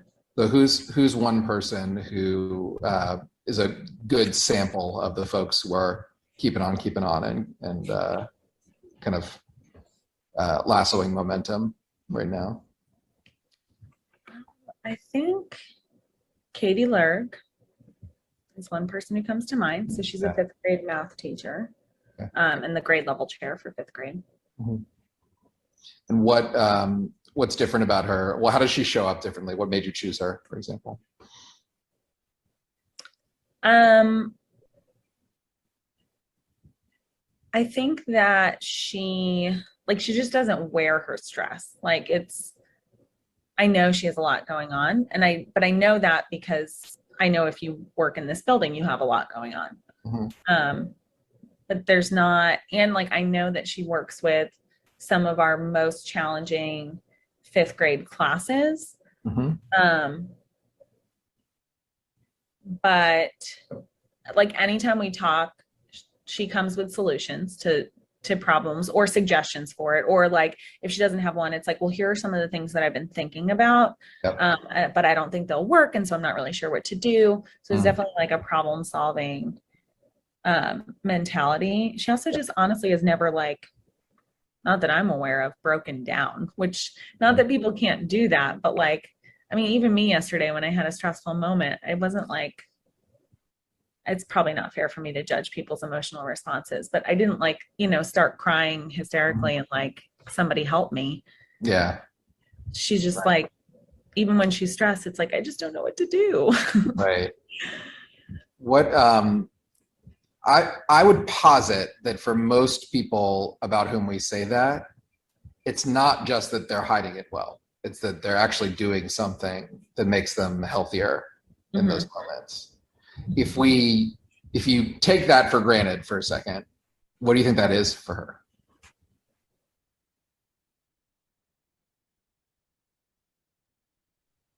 All right. So what did Ben do? What did we hear Ben say?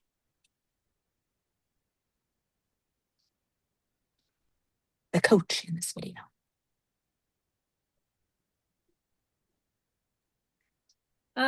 He dove right into thinking about bright spots. People who are already doing what she wants to see. And then trying to get really concrete, like Emma put in the chat, about how she does that, what it looks like when someone does it, to try to guide them towards how could we potentially, I think, get more people to do it, or just see how that works. Yeah. I was just thinking oh, sorry, go ahead. No, I was just saying thanks for kicking us off. Go ahead. I was just thinking about choices that we make as coaches. And so she was saying we've really got to have consistency, but people also need this. And as a coach, he could have said, well, imagine it's June.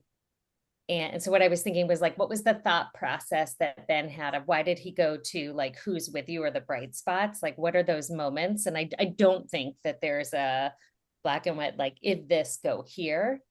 But Mhm. I was thinking that that's a really helpful one when you're thinking about like people's mindsets or where your team is, or you've got some people with you and not, that the like imagine it's June is sort of a like, I don't even know what to do, where to go, what things, what to focus on. And that this is a really helpful one when folks are feeling stuck in the like change management adult culture piece, is just like, let's just start with where it's working before getting to like, how are you going to solve it? Mhm. So I was just sort of questioning my own, like when I coach, like, what are the things that make me make those choices? Mhm. Mhm.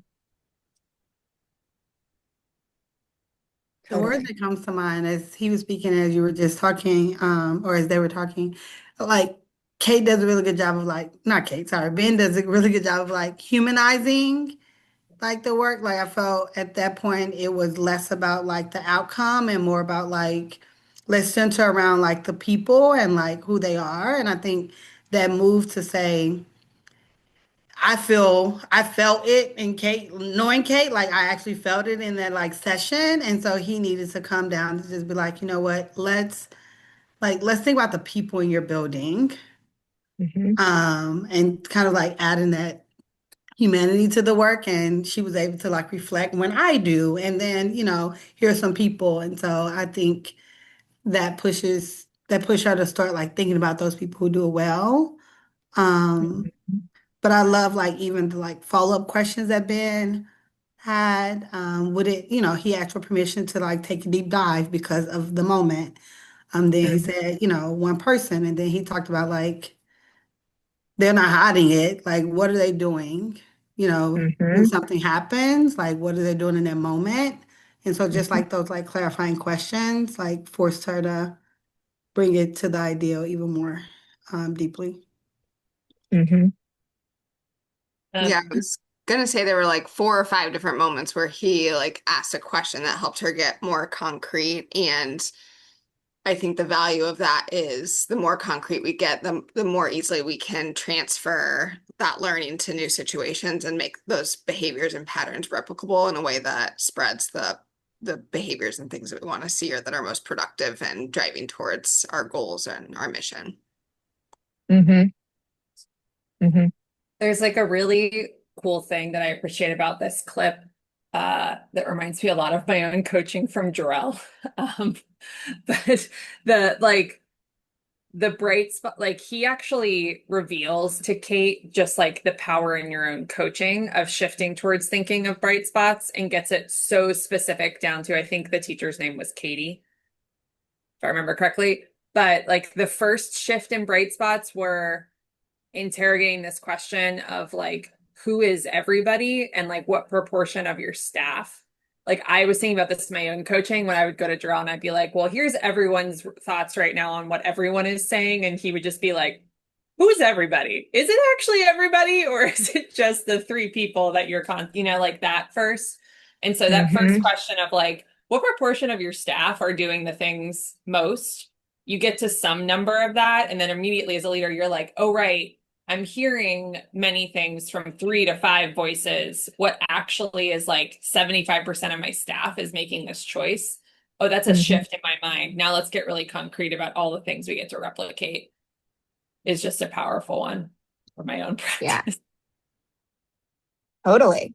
Yeah, he doesn't let her sit in the um kind of belief that Katie, this teacher, is like just a unicorn. It's like Kate starts with like, well, she just does it, right? Like, and I know I think about like both my own coaching. I've been in that situation with folks and in my own leadership. I've been like, they just do the thing. They just like, but that continual probing to get at like, I'm gonna and really directly naming, like, I'm gonna posit that it's not like that she just is blank. Like there are beliefs and there are actions that are underneath that are teachable, that we can transfer to others. And so I think one of the most important, or to me, most like powerful things about the bright spot is getting them really to think about like what is transferable, because then we can think about like, okay, now how do we elevate that and how do we um ensure that other folks are learning from this person, because that's the power of bright spots. And so with that, we have introduced habit 2, which we think of as like getting concrete part B, revealing the bright spots. And I think, Lindsay, to your own question about like, oh, the ideal versus this, you got me thinking. And I feel like reveal the bright spots for in my coaching has been particularly powerful.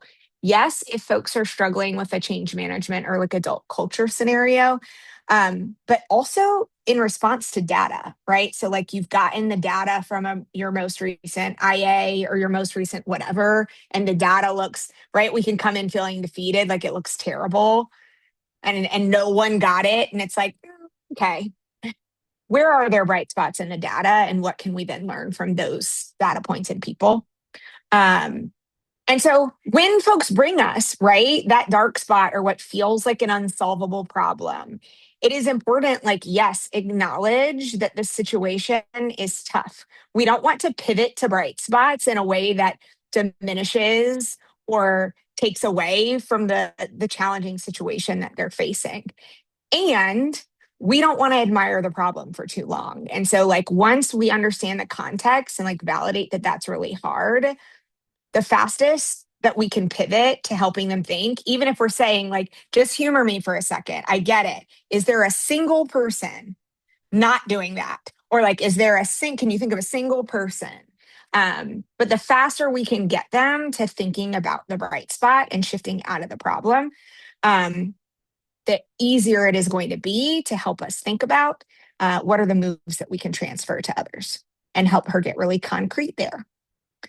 Okay, so with that, we are going to get ready to go into some practice around habit number 2. And so here is our scenario. Our co-planning priority is a mess. The first set of rubrics had us well below the mark for first quarter, and we don't even have a clear way to prevent that for quarter 2. I don't know how I should address this with leaders. And I also just personally don't know how to make teachers better at this. Ooh, I mean, who in here has ever worked on co-teaching before and is like, oh, wow, this is resonant. Yes. All right. So you're in a coaching meeting and this is what we're facing. So let's just take a minute thinking about habit 2 and this scenario, and just plan your response for practice.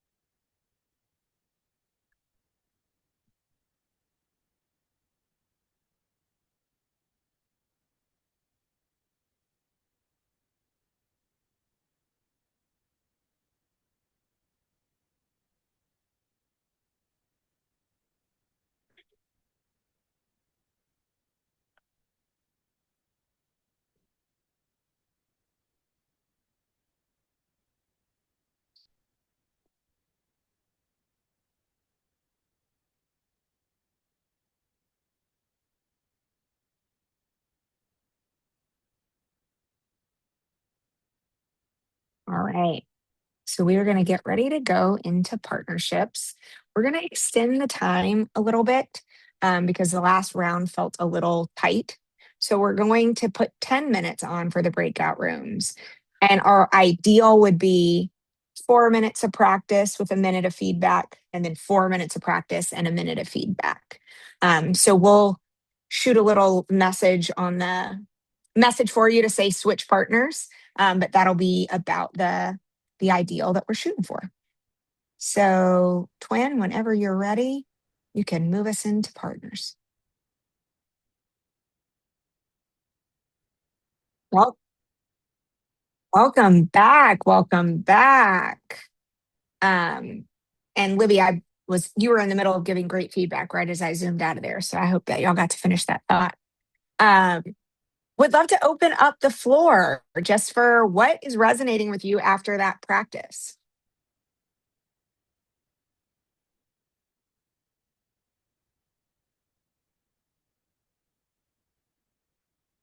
Lakendra is stepping away for a second, so I'll just share what we were talking about is just like the tension between, she was sharing that she felt like she was getting technical in doing it. And so like how to sort of do the, how to first acknowledge like this is really hard. And we were talking about the sort of the leader need to feel like they have to have all the answers. And so how you can actually use this question as a reminder that they don't need to have all the answers. And so finding the right balance between the adaptive and technical in asking this question. I can share what's coming up for me. It's the importance of what we talked about, knowing the goal, knowing what the focus area is for the coachee, because right now we're doing this in isolation. So trying to be not prescriptive, but also be able to push for them to bring their own bright spots to the surface. It's a little bit hard when this is the only little piece of information you have on how would you kind of push and move the conversation. So that's just for me as like, this is the first time I'm thinking about this in the other, as a provider, not as a receiver. Like I was thinking like, what would Andrea say to me right now? But I think that's also the importance of trust and relationships and knowing the goals before you come into any session. Yeah, Emma really supported Susanna and I in bring us back to context matters. So when I'm finding the bright spot, do we know, like making sure they name exactly who it is, so that way that's additional trust we're building, additional relationship we're building, so that when they do come back to these spiral moments of I'm feeling discouraged, or I feel like I don't know about this, I don't know about that. Oh well, last meeting we talked about Garcia. Let's go back to that and see how we built off of that, so we can move on to the next piece of it.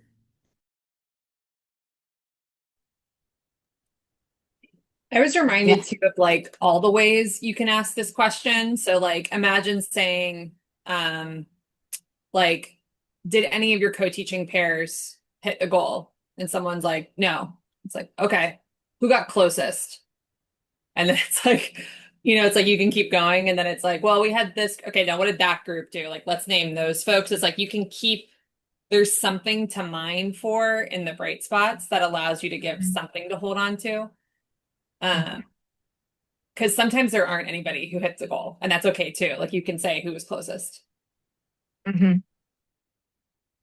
Yeah, that really resonates, because I was thinking, sometimes you really do need to ask quite a few questions to help folks really get concrete. And like one thing Lizzie did well in the practice was she pushed for like, okay, I heard you say that like one thing that makes them great at co-teaching is they have a strong relationship. But like, what actions are they taking? What do you see them doing that you say like, oh, they're doing that because they have a strong relationship? And so like continuing to almost like peel the onion to help them get at like, okay, what do you hear them saying and doing? What beliefs might be underneath those words and actions? Because sometimes we don't get super concrete right away. It like takes a bit of digging. And that's okay. That's what we're here to do. And so we've gone through 2 of our 5 habits that really are about helping folks get concrete. One, by backwards mapping from the ideal. What do we want to see? What do we want to be different in June? How do we get there? And one, by analyzing our bright spots. And again, our kind of summary for that is as soon as we can, after we affirm the sticky situation they're in, we don't admire the problem and we pivot to a bright spot analysis with the goal of getting as concrete on what is transferable as possible. And then thinking about how do we socialize those behaviors to the rest of the team. And so that leads us to habit number 3, which I'm excited to dive into with you today. Habit number 3. So context for this video. This is Dominique and Rosie. And in this video, Dominique's network has placed a principal resident in her school, and she is struggling to get him to take action and ownership. So just like with the other video, want you to think about, what are you hearing Dominique say? Just focus on that as if you were the coach. And then what does it make you wonder? And then when we're done, we'll talk about those things and what we might do.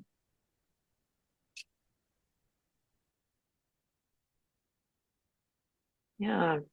What are different things, what are things you've done so far to address some of the from how he's showing up to the ideal? What are some of the ways that you've identified those or addressed them?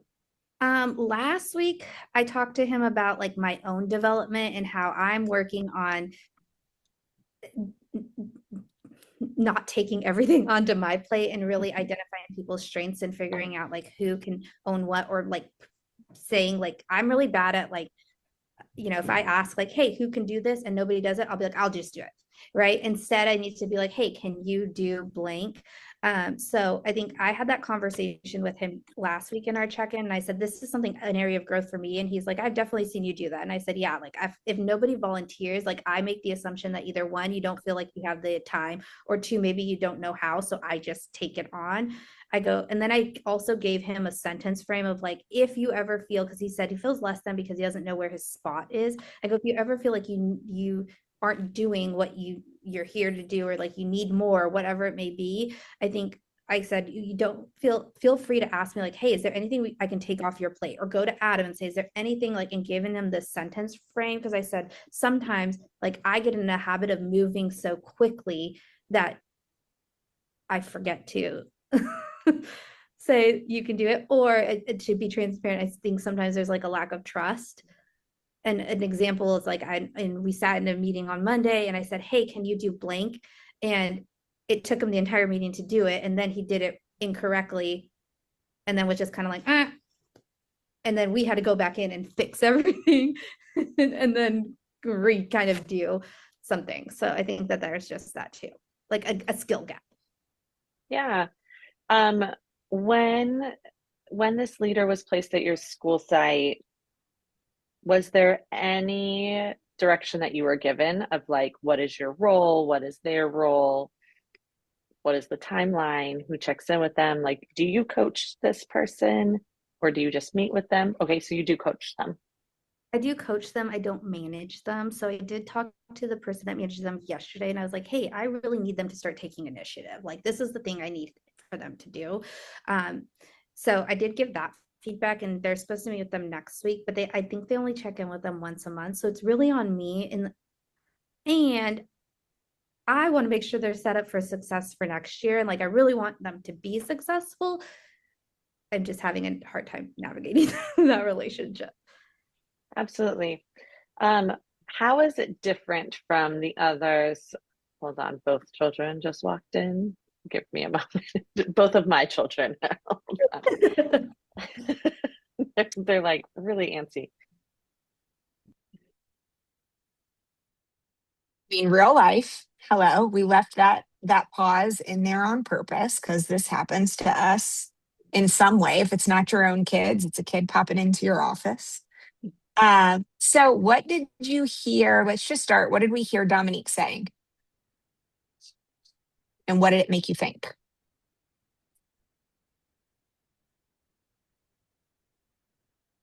I heard her saying that she's like given different aspects of feedback, have practiced different things, and like not seeing that there's been a big shift in principal residents' behavior or action so far. Mm-hmm. And because of that, there's a lack of trust. And yeah. Mm-hmm.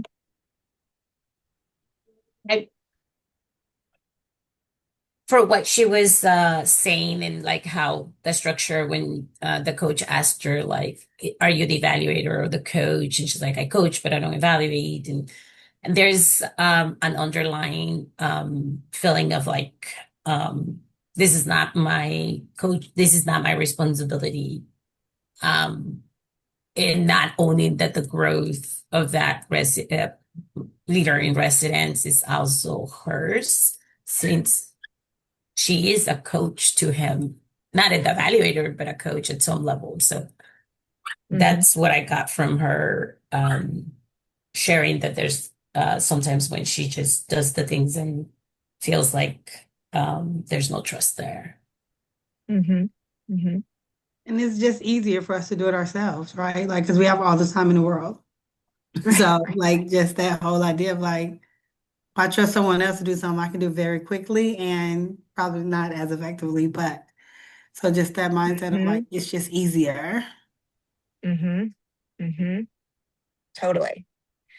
So let's imagine you are coaching Dominique. This is what you've just heard. What does it make you wonder? And what would you want to do next? What would you want to ask or say?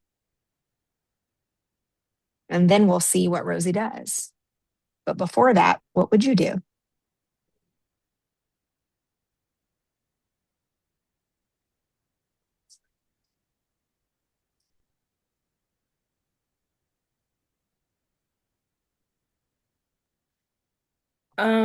Again, I don't know if this is right. I'm asking because I just want to know.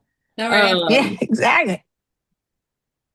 For me, it still feels Absolutely. like there's like Dominique still has some like she's starting to gain some resentment towards him just because she's agreeing to take things off of her plate and oh boy is just not doing the things that she needs him to do, or her. I didn't hear.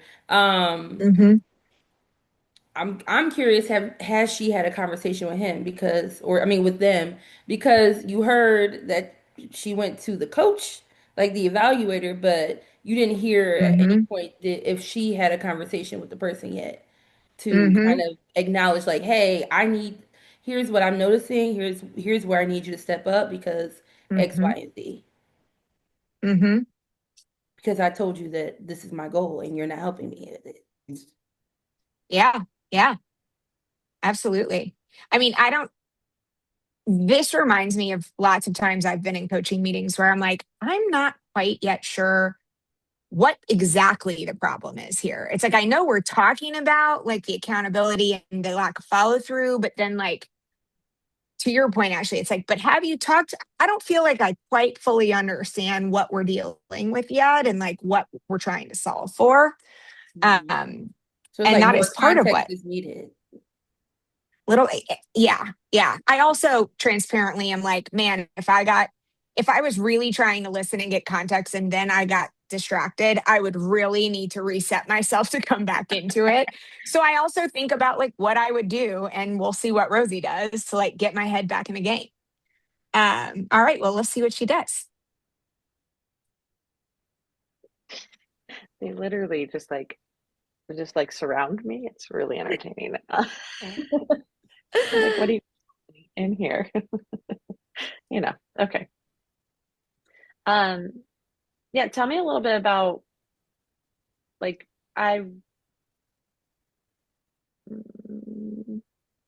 if we go back to your ideal of where you want to be, the steps you've already taken, let's say in December, all of your ideal is showing up. This individual is showing up, willing to step in, is a team player, has trust where people are going to him for things. What would have happened? What would have been the shift?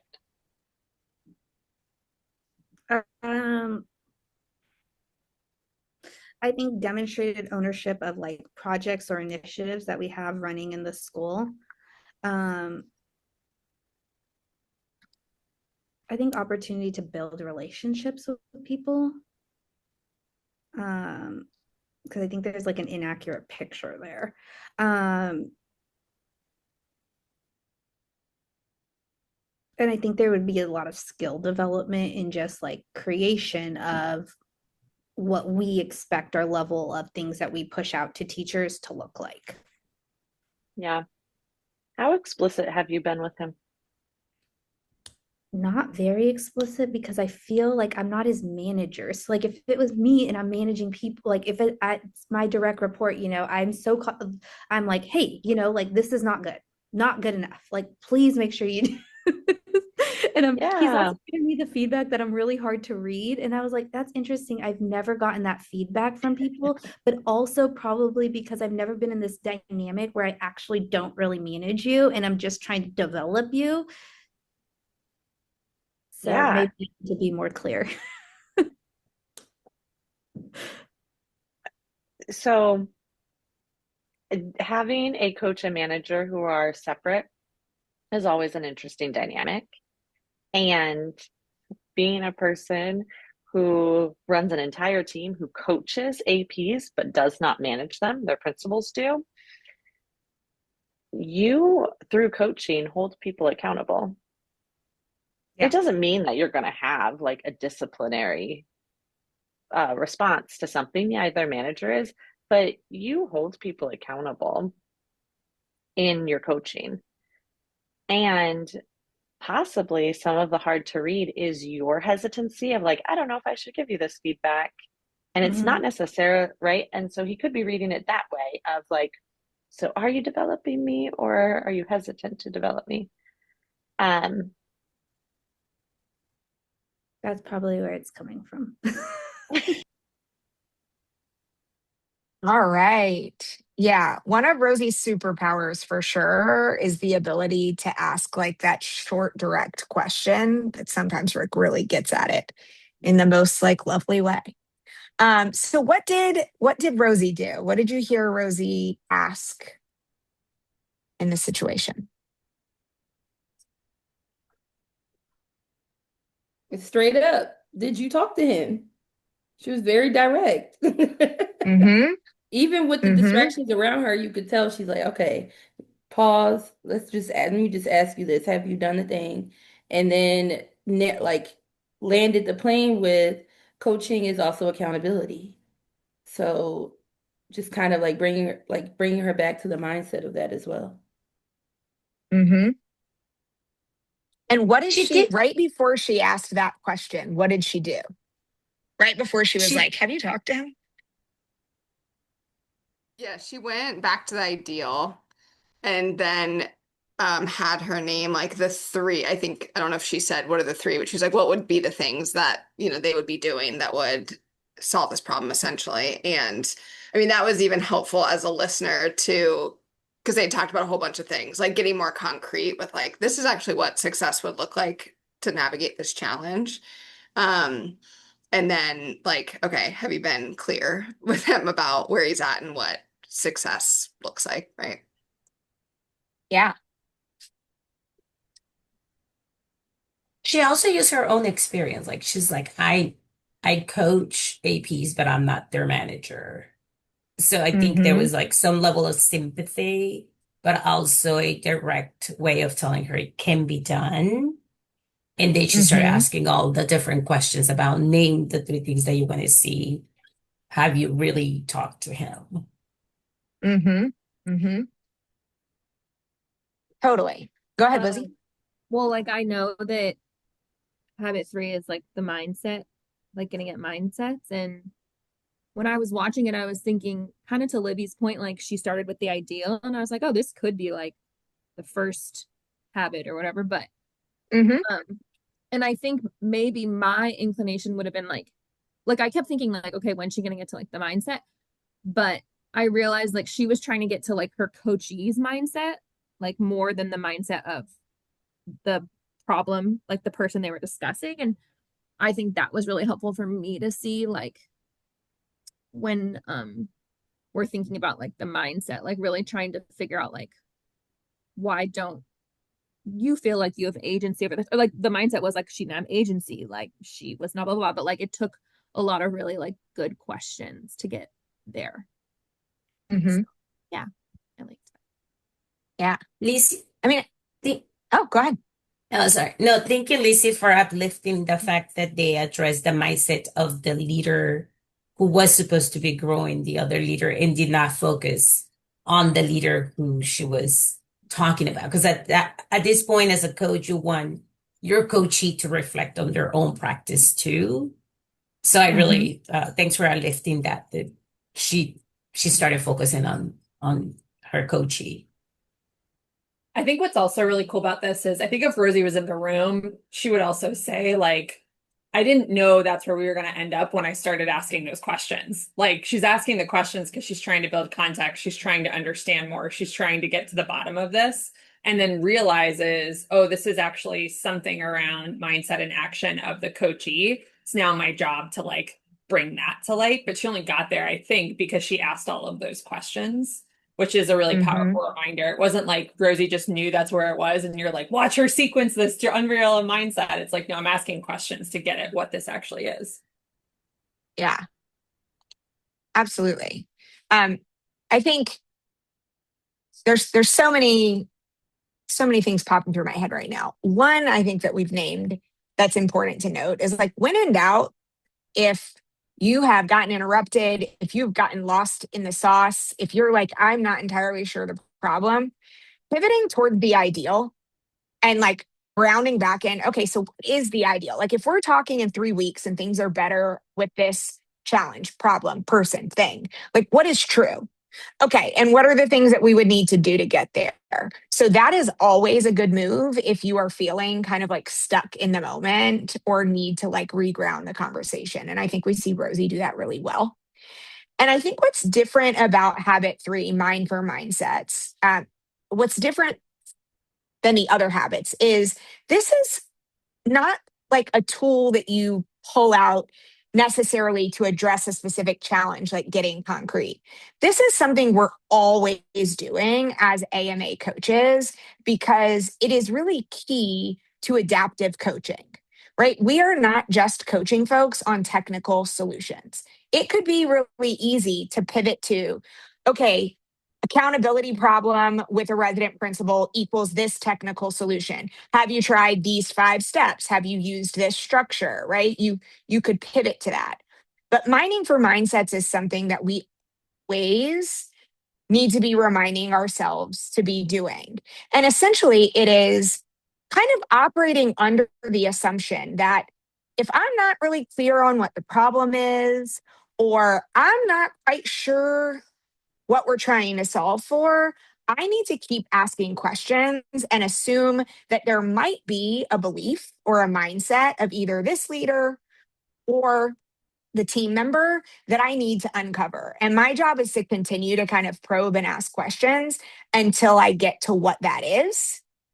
And then I have the opportunity both to have the leader like come to that realization and name it like, oh, you're right. I actually haven't been direct and I actually haven't done this thing. And we get to help them like experience a different mindset, a different belief. You know, Ashley, you put in the chat, like, I'm wondering like if she likes this person. It's like, that's real. And if you might be sitting there thinking that, it's like, I need to keep digging until if that's at the root of this, then I also need to help her think about how does that belief impact her, the way she's showing up right now, the lack of agency that she feels over this. And so it is, again, different in that it is not necessarily like I'm going to pivot to the ideal so I can define the goal. It's like this is something that we're always doing because we are adaptive coaches, coaching for possibility. We are not, this safeguards us against going just for a technical solution. And so if you feel yourself inclined to do that too quickly, this is a good place to lean in terms of, again, kind of peeling the onion. And the last thing I'll say about it, which we didn't get to see in this video, but is a way that we see this show up also, is that we as coaches get to hold a mirror up or play back for folks beliefs that they might have that they might not realize and put them in a place of like empowerment and agency. So Bond and I were recently on a school visit, and we were hearing a leader who is new to a principal seat continue to talk every time we'd go in a room about how he wants to essentially see every moment being maximized. And so we played back for him. It sounds like something you really value here is that every moment of the day is like maximized for student learning. And he was like, yes, Yes. And we were like, is that clear? Like in your values, when we look at your mission map, like if that is a something that you hold really close and believe is going to help you meet your mission, like how can we make that really explicit? And so it's also a way for you as a leader to just be listening for what are the beliefs that are important to this leader, and how do we just make those visible? So with that, it is time to practice this one. And I love practicing it because it's a little messier. And so if it feels a little messier to you, that's good, because it is a little messier. And it's really, really important. So here is our practice scenario. Libby, do you mind just reading it for us?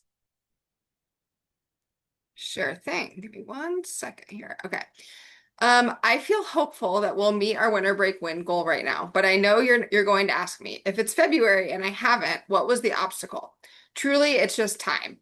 Given all the other schools in our neighborhood just dumped their most struggling students on us, the teachers and coaches are feeling overburdened and like they've been dealt an unfair hand. I'm not sure how to hold them accountable to differentiating the work as much as we need to. All right. So let's take a minute to prepare our response, and then we're going to go into some practice. So we'll take 1 minute. And JB, at about we'll go into breakout rooms right after that. I'll set a timer.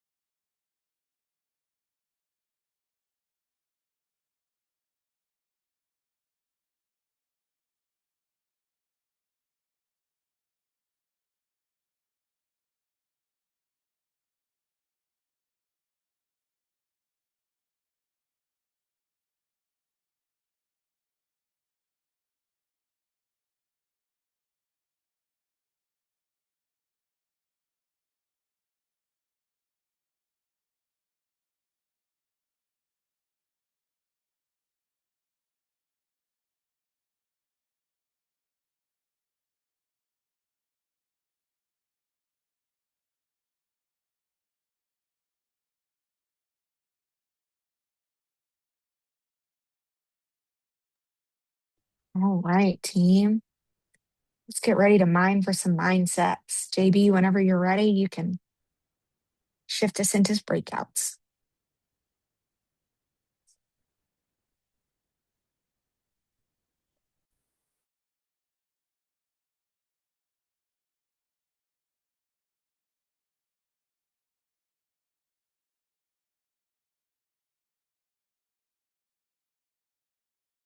Ooh-wee. Mining for mindsets is some kind of fun. I don't know how y'all found it. See, that was hard. For what it's worth, in our room, we took a break in the middle and said, that one is tough. So let's talk about it. What's resonating? What was hard about it? We'll start with that. One thing we were just kind of in the middle of discussing in our room was, like, once you know the mindset, well, okay, it was kind of the balance of having as the coach, having a bit of a reaction or like emotional response to the mindset that's coming out, right? And like, so how do you both like handle that in the moment? But also, once you are clear on the mindset of the person you're coaching, and like, let's say from this example, there's a problematic mindset that's coming up to the surface, like how do you name that directly and also coach through it? Because ultimately, like the ultimate goal is to get this person beyond that mindset. And in order to do that, you gotta name it, and that can be uncomfortable. And so anyways, that's what we were processing right now, which is like, how do you both manage your own emotions while also being clear and direct and kind about the mindset that's coming up, and how we need to shift that in order to ultimately best serve students. So real. I think for me, like, maybe I felt like a pressure to, like, I didn't fully like understand the scenario yet. And so it just kind of felt like I was playing like 20 questions, but like I didn't have any idea like where I was trying to go.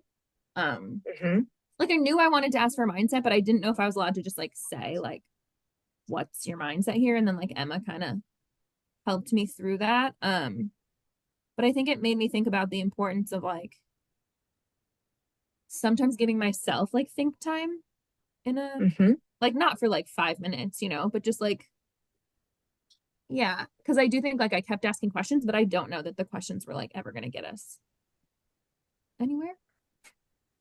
I thought Libby did a really good job of like picking out maybe the most important thing or like the most critical mindset, because like I did list a lot of different things, like we don't have time, all their students dumped their struggling students on us, the coaches are feeling overburdened, teachers are feeling overburdened, and she kind of got to the like, do you like, is it what about like it being an unfair hand or whatever? So I thought that was really helpful for me to think about like trying to narrow it down to one thing. In our group, I really appreciated Jess bringing, basically clarifying if it was fair to say that I was overwhelmed, that I was feeling defeated myself, in a way that it became part of my own reflection to say, yes, I am defeated. I am feeling overwhelmed. So I think it helped me understand that when you're coaching is also like having the coachee confirm whether it's a feeling, whether it's what you're thinking, or say, no, that's not what I'm actually feeling, right? Because you're trying to unfold what's the obstacle of moving towards solution.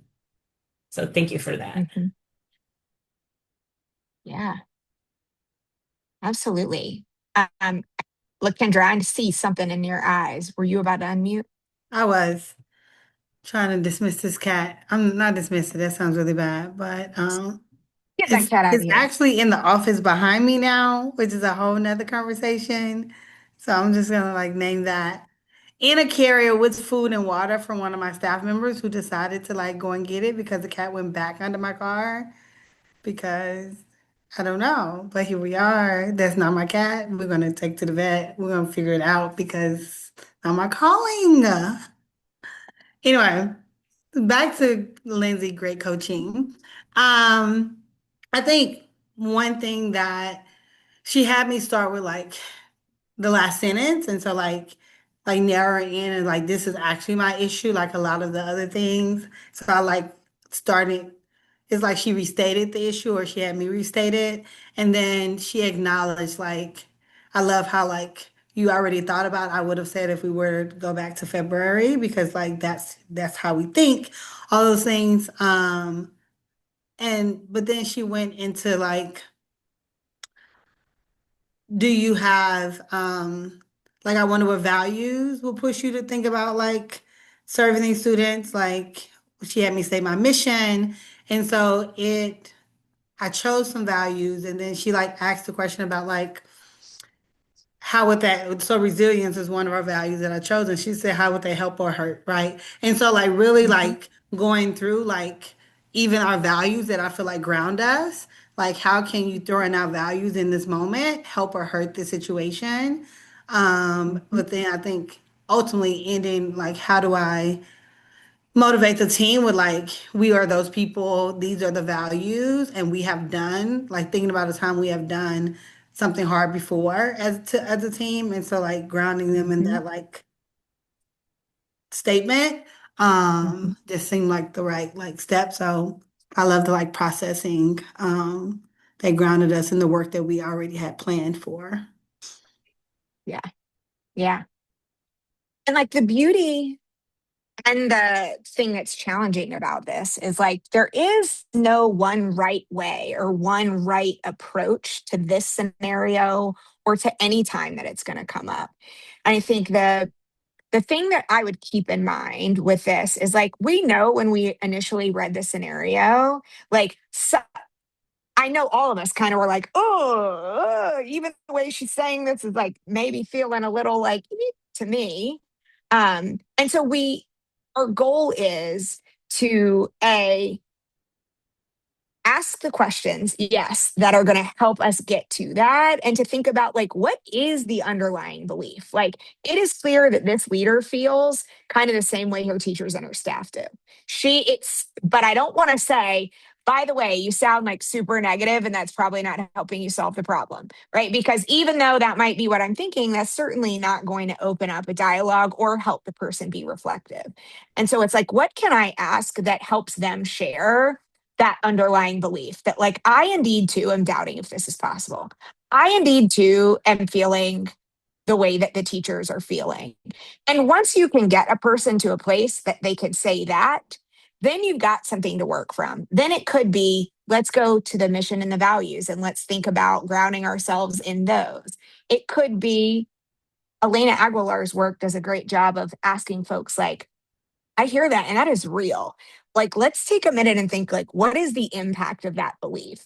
Like, if you continue to believe that like this is not possible, what is the impact? Okay, what's going to be the impact if we shift that belief?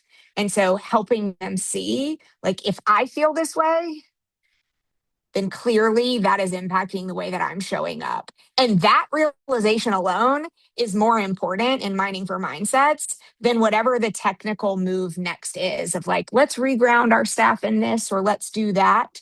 It's like, let's get them to a place where they can say, like, yeah, I actually am feeling this way, because until I can address that, I'm not going to be able to move it forward. Yes, can The I? last, yeah. Oh, sorry, just plus one, something you and I have talked about in our time. It's just like, this is also just and you're right, Elena does a good job. This is the trickiest part, because it can't, like, what values can be weaponized.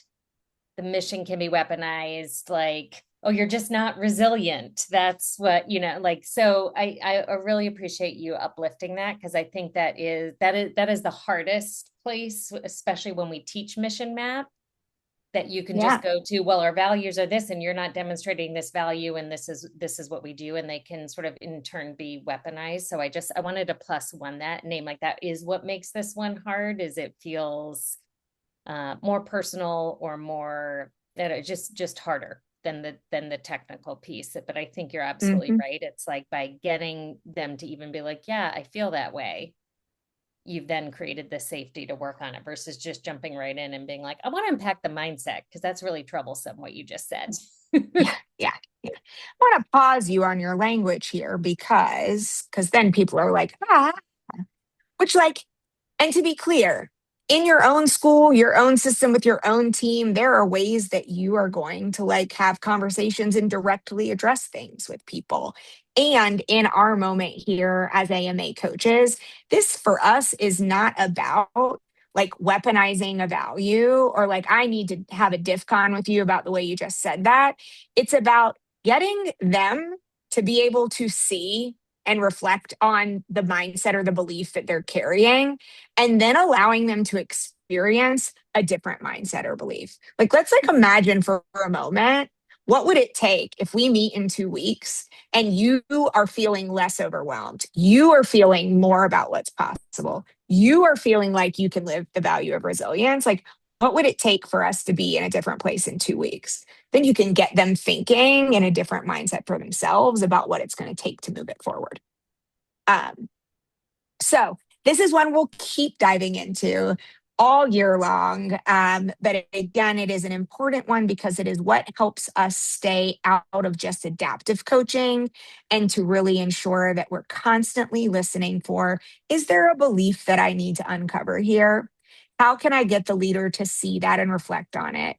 And then how do I help them experience a different mindset that's going to put them back on the track for removing barriers to their goals? And that is habit 3. And so before we dive into habit 4, I think this is actually a good point to just take our last break before we go into the last stretch of practice. So let's pause here and let's come back at the 07, whatever your time is. So give yourself 10 minutes to go take a break, and we'll see you then.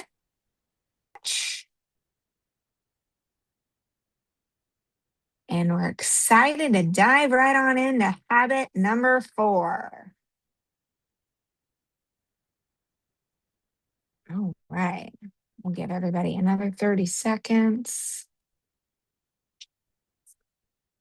And we'll go ahead and get started. All right. Context for habit 4.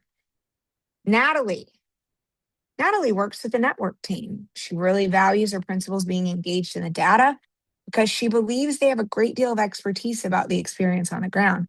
She's had a hard time, however, figuring out exactly how to invest them in the work and in the data. So, like we did for the others, we want you to, as you watch, just listen and jot. What did you hear Natalie say? And what does it make you wonder?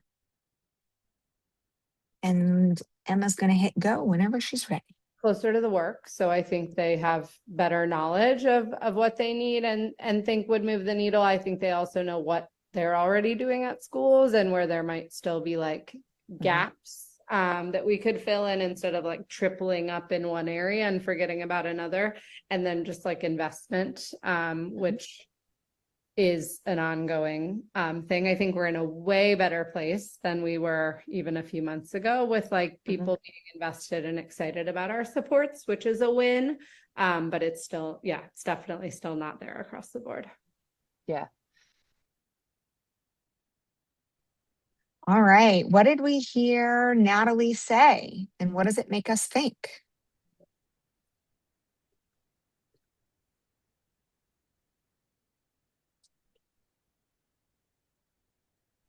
I heard her say that there is more investment currently, but it's still not quite there. So I think that led me to a wondering, which was what's the difference between where folks are at and where she wants them to be, and what has she tried?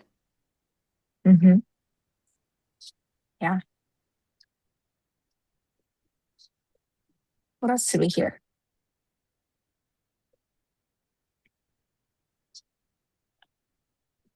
I heard principals are deeply connected. It was like the first part of what she said. Like principals are deeply connected to the data. They know what it takes to move the needle on their campus. Yeah. Like they are closer to the work and understand what is needed. Mm-hmm.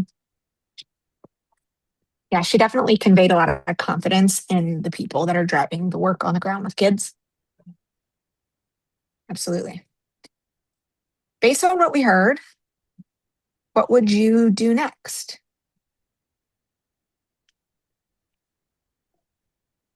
And there's no one right answer here. We could probably do 100 things next and still get to a good place.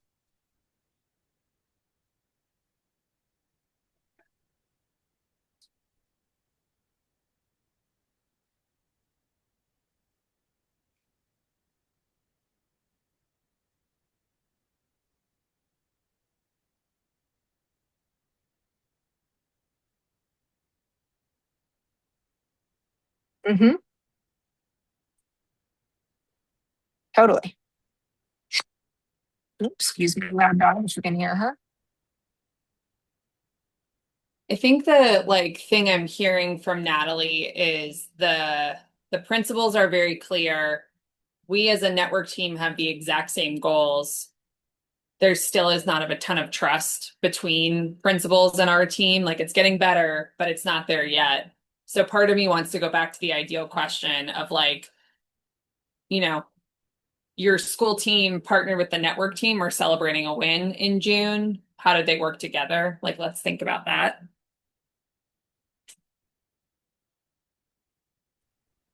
Totally. All right, well, let's see what Emma actually does in this video. Yeah, what did you already do? Absolutely, Lizzie.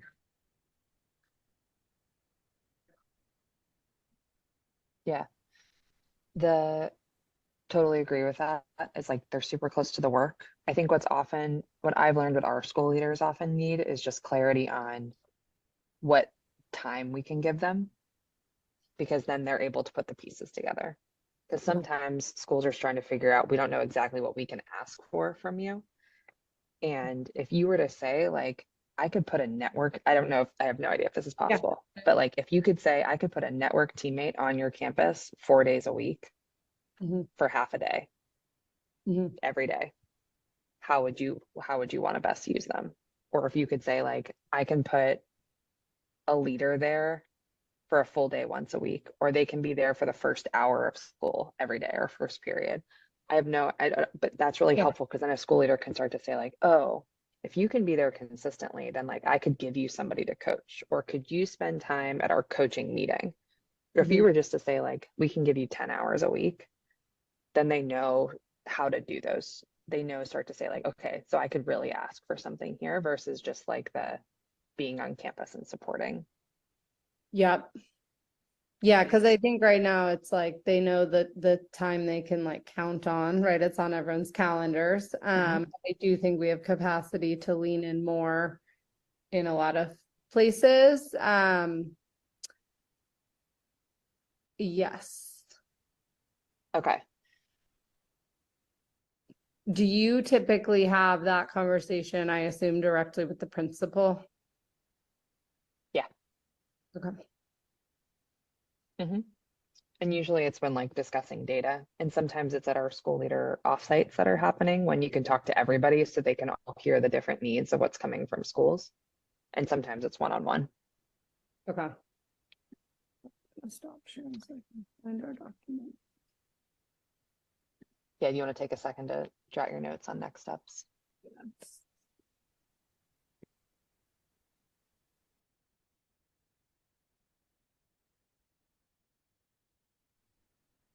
All right, all right. So let's chat. What approach did Emma take in this moment? What did she do?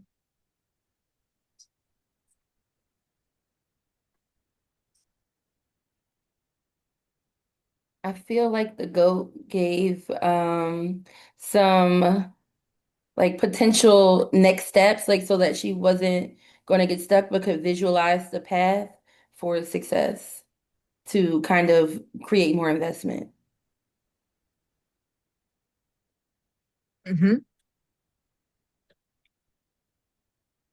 Would love for someone to talk a little more about like how she did that. Thanks for kicking us off, Ashley.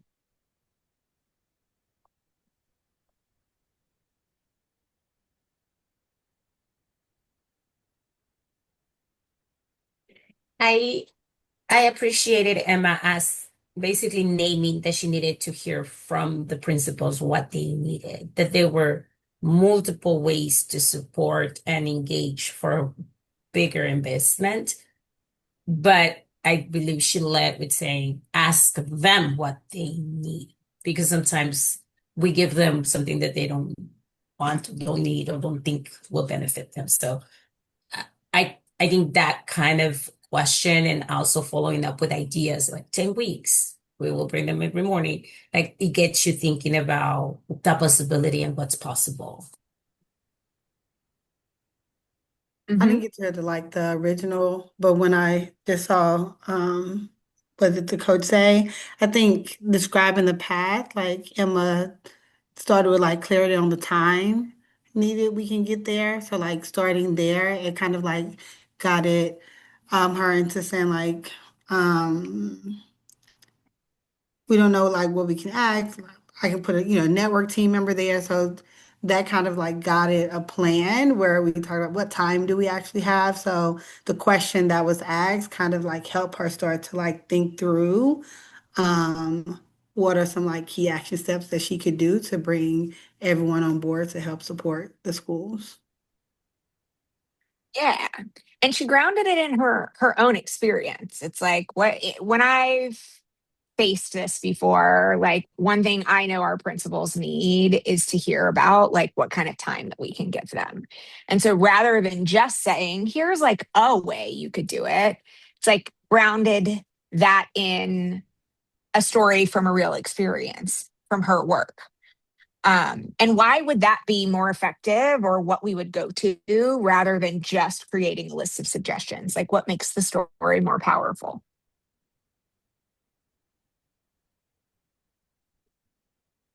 It allows them like one makes it personable.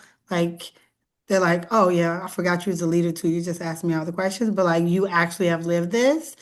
Yeah. And it just like kind of illuminates like this is not just a suggestion. This is something that I've lived, and I would love for you to trust the process because I'm, sharing it with you.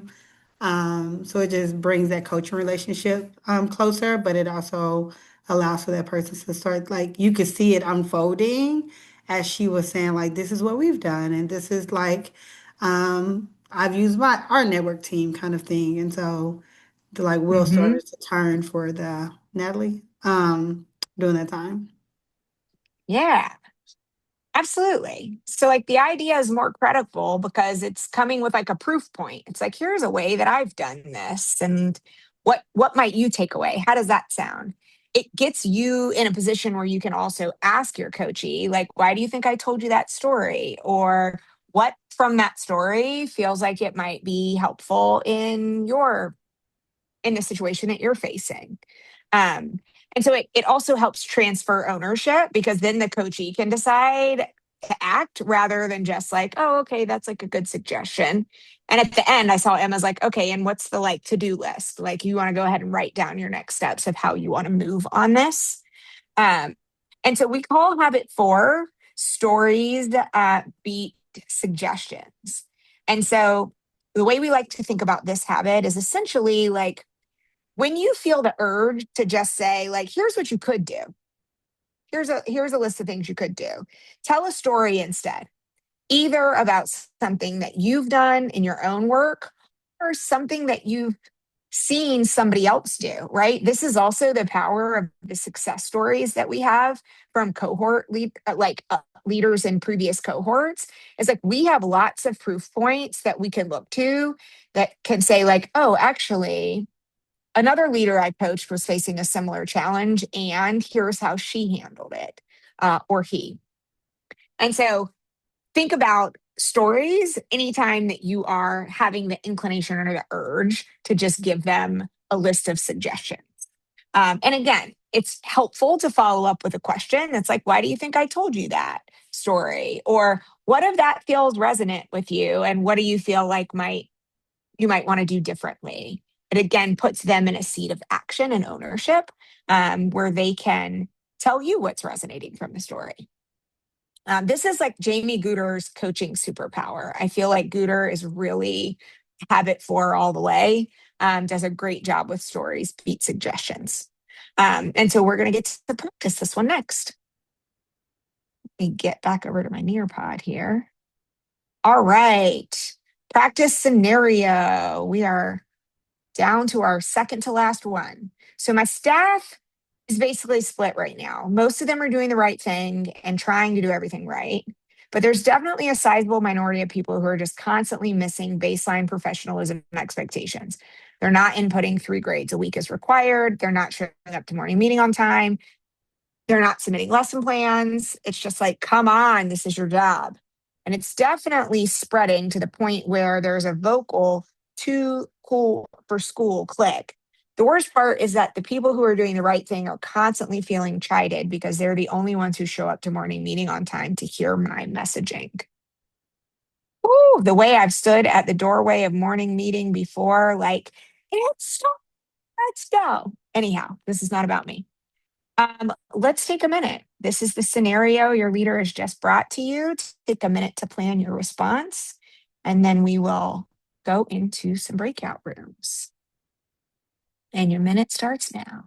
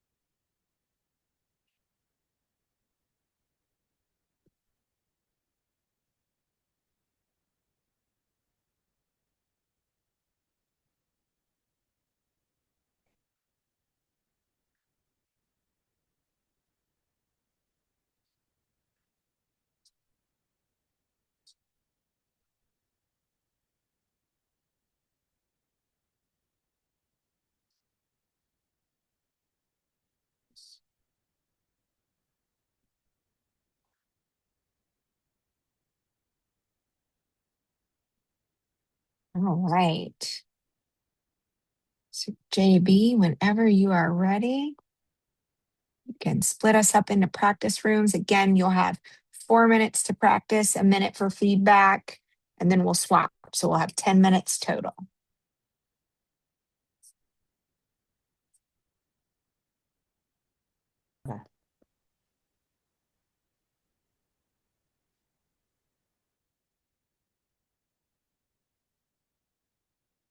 Welcome back. Welcome back. Would love to hear just a few thoughts. What resonated in that practice? Maybe you got a piece of feedback that was helpful. Go ahead, boldly unmute. I want to just say, like, Emma, you did such a great job starting with the story and just how authentic it sounded when you're like, oh my God, you're transporting me to when I was blank, and like just narrating your feeling at that moment of how you were feeling, thinking about that time. And then it start like what I love was the shift of like, I am going to tell you my story, but I don't want you to think that you have to do everything I did. It's just for you to reflect, and you pose the questions to reflect on as you were saying the story so that I could reflect on like, this is for me to reflect and learn on what I need to do, not really just see it as a model, but not as a that I need to replicate what she did. So thank you for that. Lizzie, tell us what Ashley did. What didn't Ashley do? She just like first like really made it feel easy. Like, oh yeah, of course I'm gonna do that. But she picked like a very good story. She did something I thought was like cute where she was like, is it okay if I tell you a story?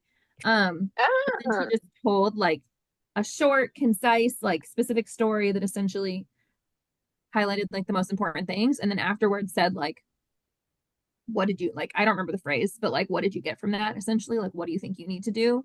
And then was like, okay, let's like start doing it right now. So it was just like boom, boom, boom. Boom. Yeah. All right, Ashley, P. Miller for the win on habit 4. Yes. So stories beat suggestions. Again, headline here is when you want to make a direct recommendation of do X, lean into a story, either a personal one or one of a cohort member or someone you've coached, because the stories are going to be stickier than just a suggestion. And with that, we are on to our last habit, habit number 5, which I'm excited for. And I can think of so many people who are experts at this one. But we are getting ready to see Nima rock it out. So in this video, you're going to see Chanel really wants to maximize the time one of her leaders is spending working with a particular demographic group of kids. And Nima has just back mapped from the ideal. She's learning about the key obstacles. And that's where we're going to come in. So as you listen, just pay attention to what do you hear Chanel saying? What did it make you wonder or think? And what would you do? But I think, like, you know, to your point about like what could be a blockage, like what could get in the way.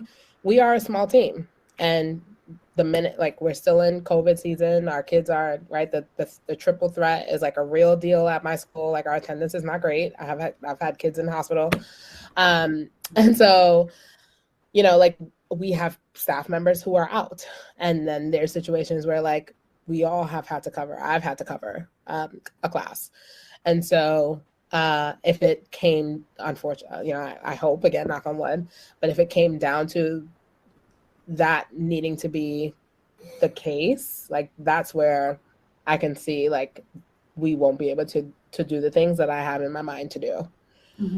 Is that like she has to cover a class, or I have to cover a class, or the, you know, staff members out, and we just don't have enough people, then we won't be able to meet and do that planning in that way. But All right. What did you hear Chanel say? What did it make you think?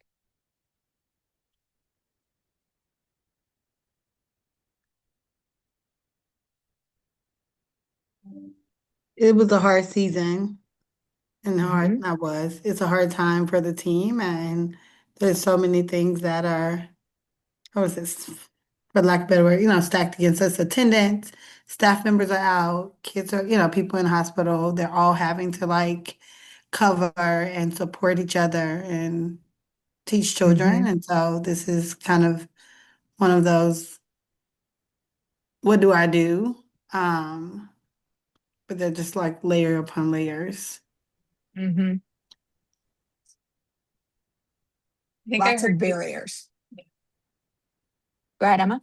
I think I heard in your like pre-explanation, Jess, that this team is working on like making a plan for their winter break win or making a plan to try to shrink a differential in some way. And the reality is like there's no time to do that because like we are constantly covering. So like the last thing I heard was like there's a chance this plan just like doesn't happen or the plan has to go out the window or et cetera, because like this is the reality of covering classes and that needs to be our priority. Yeah. Yeah. I did miss that. And it's like a particular subgroup, not like all students. It's like, how do they maximize their time when we have all those things? Thank you, Emma, for elevating that. Yeah. Yeah. So she's grappling with like, I know what the ideal is and where I want to go. I know where I want this leader spending their time. And here's what's currently getting in the way of us making that happen.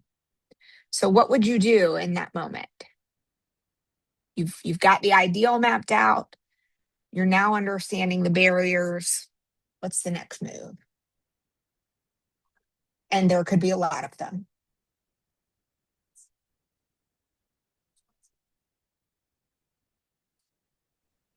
Knowing Nima, she's probably gonna make her do something. Like, let's get to work. Oh, That sounds like Nima. that. Okay, pull up your calendar. Let's look at it. What you got going on? I can see her just kind of helping her come down to earth. Because all the things that are going on are real, but how do we put something in place so that we can move forward? Well, let's see what Nima does. Yeah, part of me is like, once you know the ideal, then you ask the question of like, okay, so, and this context is tricky. So what's the second best ideal? Or like, what's the second plan? Okay, we're just shy of that one. So what's next? And then I feel like usually that helps say like, okay, so let's do some of that right now, or let's get it on the calendar, or let's figure out the second best plan. Absolutely. Let's figure out how to get ahead of those barriers the best we can. All right, let's see what she does. Don't have enough people, then we won't be able to meet and do that planning in that way. Yeah. But that's all. That's trust me, I get that's so real. I'm right there with you. And I think what has been it's really inspiring to talk to you because you have this really clear vision for where you want Sadie to be by March. You have this really clear vision of how you're building up your school. Yeah. Because your school is small still. Yeah, it's very small. It's still a baby school. Right? It's just one grade. Yeah, it's one grade. So like the founding nature and the building is so critical. I want to just give you the last like 4 minutes. I tried to type up kind of the frame in case helpful to you to then transfer it to like her agenda or to however you meet with her. I don't know if you have access to this document. Are you able to click it? I have it. I just opened it. Okay. Do you want to take like 2 or 3 minutes to either like calendar out when are you going to talk to her, to kind of build out a quick email to her, to just review the notes, and then why don't we come back at like 4:43, so in 4 minutes, and then you can kind of say back to me what your next steps are so I can make sure I have them down. Does that work? Actually, it's almost like you've been coached by Nima at some point. You almost knew that that's where she was going. So what did Nima do? What did the coach do?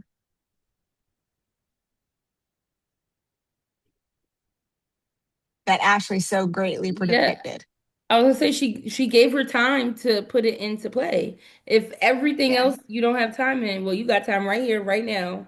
Let's get to work. And on top of that, gave her, it sounded like she gave her some sort of STEM or an exemplar or something to support her in putting the things on her agenda so she could put it into action.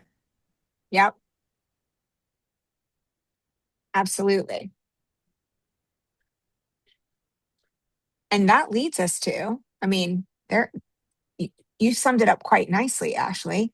The name of Habit 5, if I can find my Nearpod again so that I can move us forward. Nope, I don't know what I just opened. Hopefully I'm that still doesn't play screen music for sharing you. too, Jess, if helpful. Oh, Yeah, we look see at it. that. Do the work and don't talk about it. So the premise of this habit is very simply, right? The coach uses the meeting time to get the coachee to literally do the thing that they might be postponing or that could be getting in the way of them moving it forward. So one of coaching's best uses is really to have the coachee complete something in the meeting that they are likely not going to have time or might get lost outside of it. Send the text, draft the email, set the calendar invite, write out the plan, put the document, put the task in your document. And it's not just talking about the next steps, it's literally giving the time to get folks going. Because exactly right, Libby. Sometimes getting started is the hardest part. And once you've gotten started, it can open up kind of the floodgates for productivity or the momentum that the leader needs. And it says like, oh, okay, I can do this. Okay, there is an action I can take. I've got a little bit of a dopamine boost even right now because I've already moved one thing forward because we know as leaders we don't have time. Like time is one of our like most limited resources. And so the most that we can maximize what we have with leaders to help them move things forward, the better. So do the work, don't talk about it. And we have a couple other exemplar videos that we'll share with you in the follow-up that show folks leveraging this habit beautifully because this is a lot of folks' superpowers. So we are going to have our last round of practice. This one is going to be a little bit shorter because this habit is a little more direct and we just want you to have practice getting that language kind of out of your mouth as you are working with a leader. And so here is our scenario. So we've got 3 new kids this year, all of whom have a diagnosis of emotional disturbance. I know that we can figure out how to be the best school in the world for them, but I feel like we've tried everything we know how to do and nothing's really working. These kiddos are failing classes and constantly in trouble, and the teachers are starting to develop really bad mindsets. They're trying to do right by these kids, but it's hard when you don't see any success. Is Bond the best person I should reach out to for help coming up with the right strategies to meet the needs of these 3 kids? Question mark. Go ahead and take 1 minute to just plan out your response. And then we are going to go into breakout rooms. Again, this is going to be a quick round. JB, we're going to do 6 minutes in this breakout room, but take 1 minute to plan.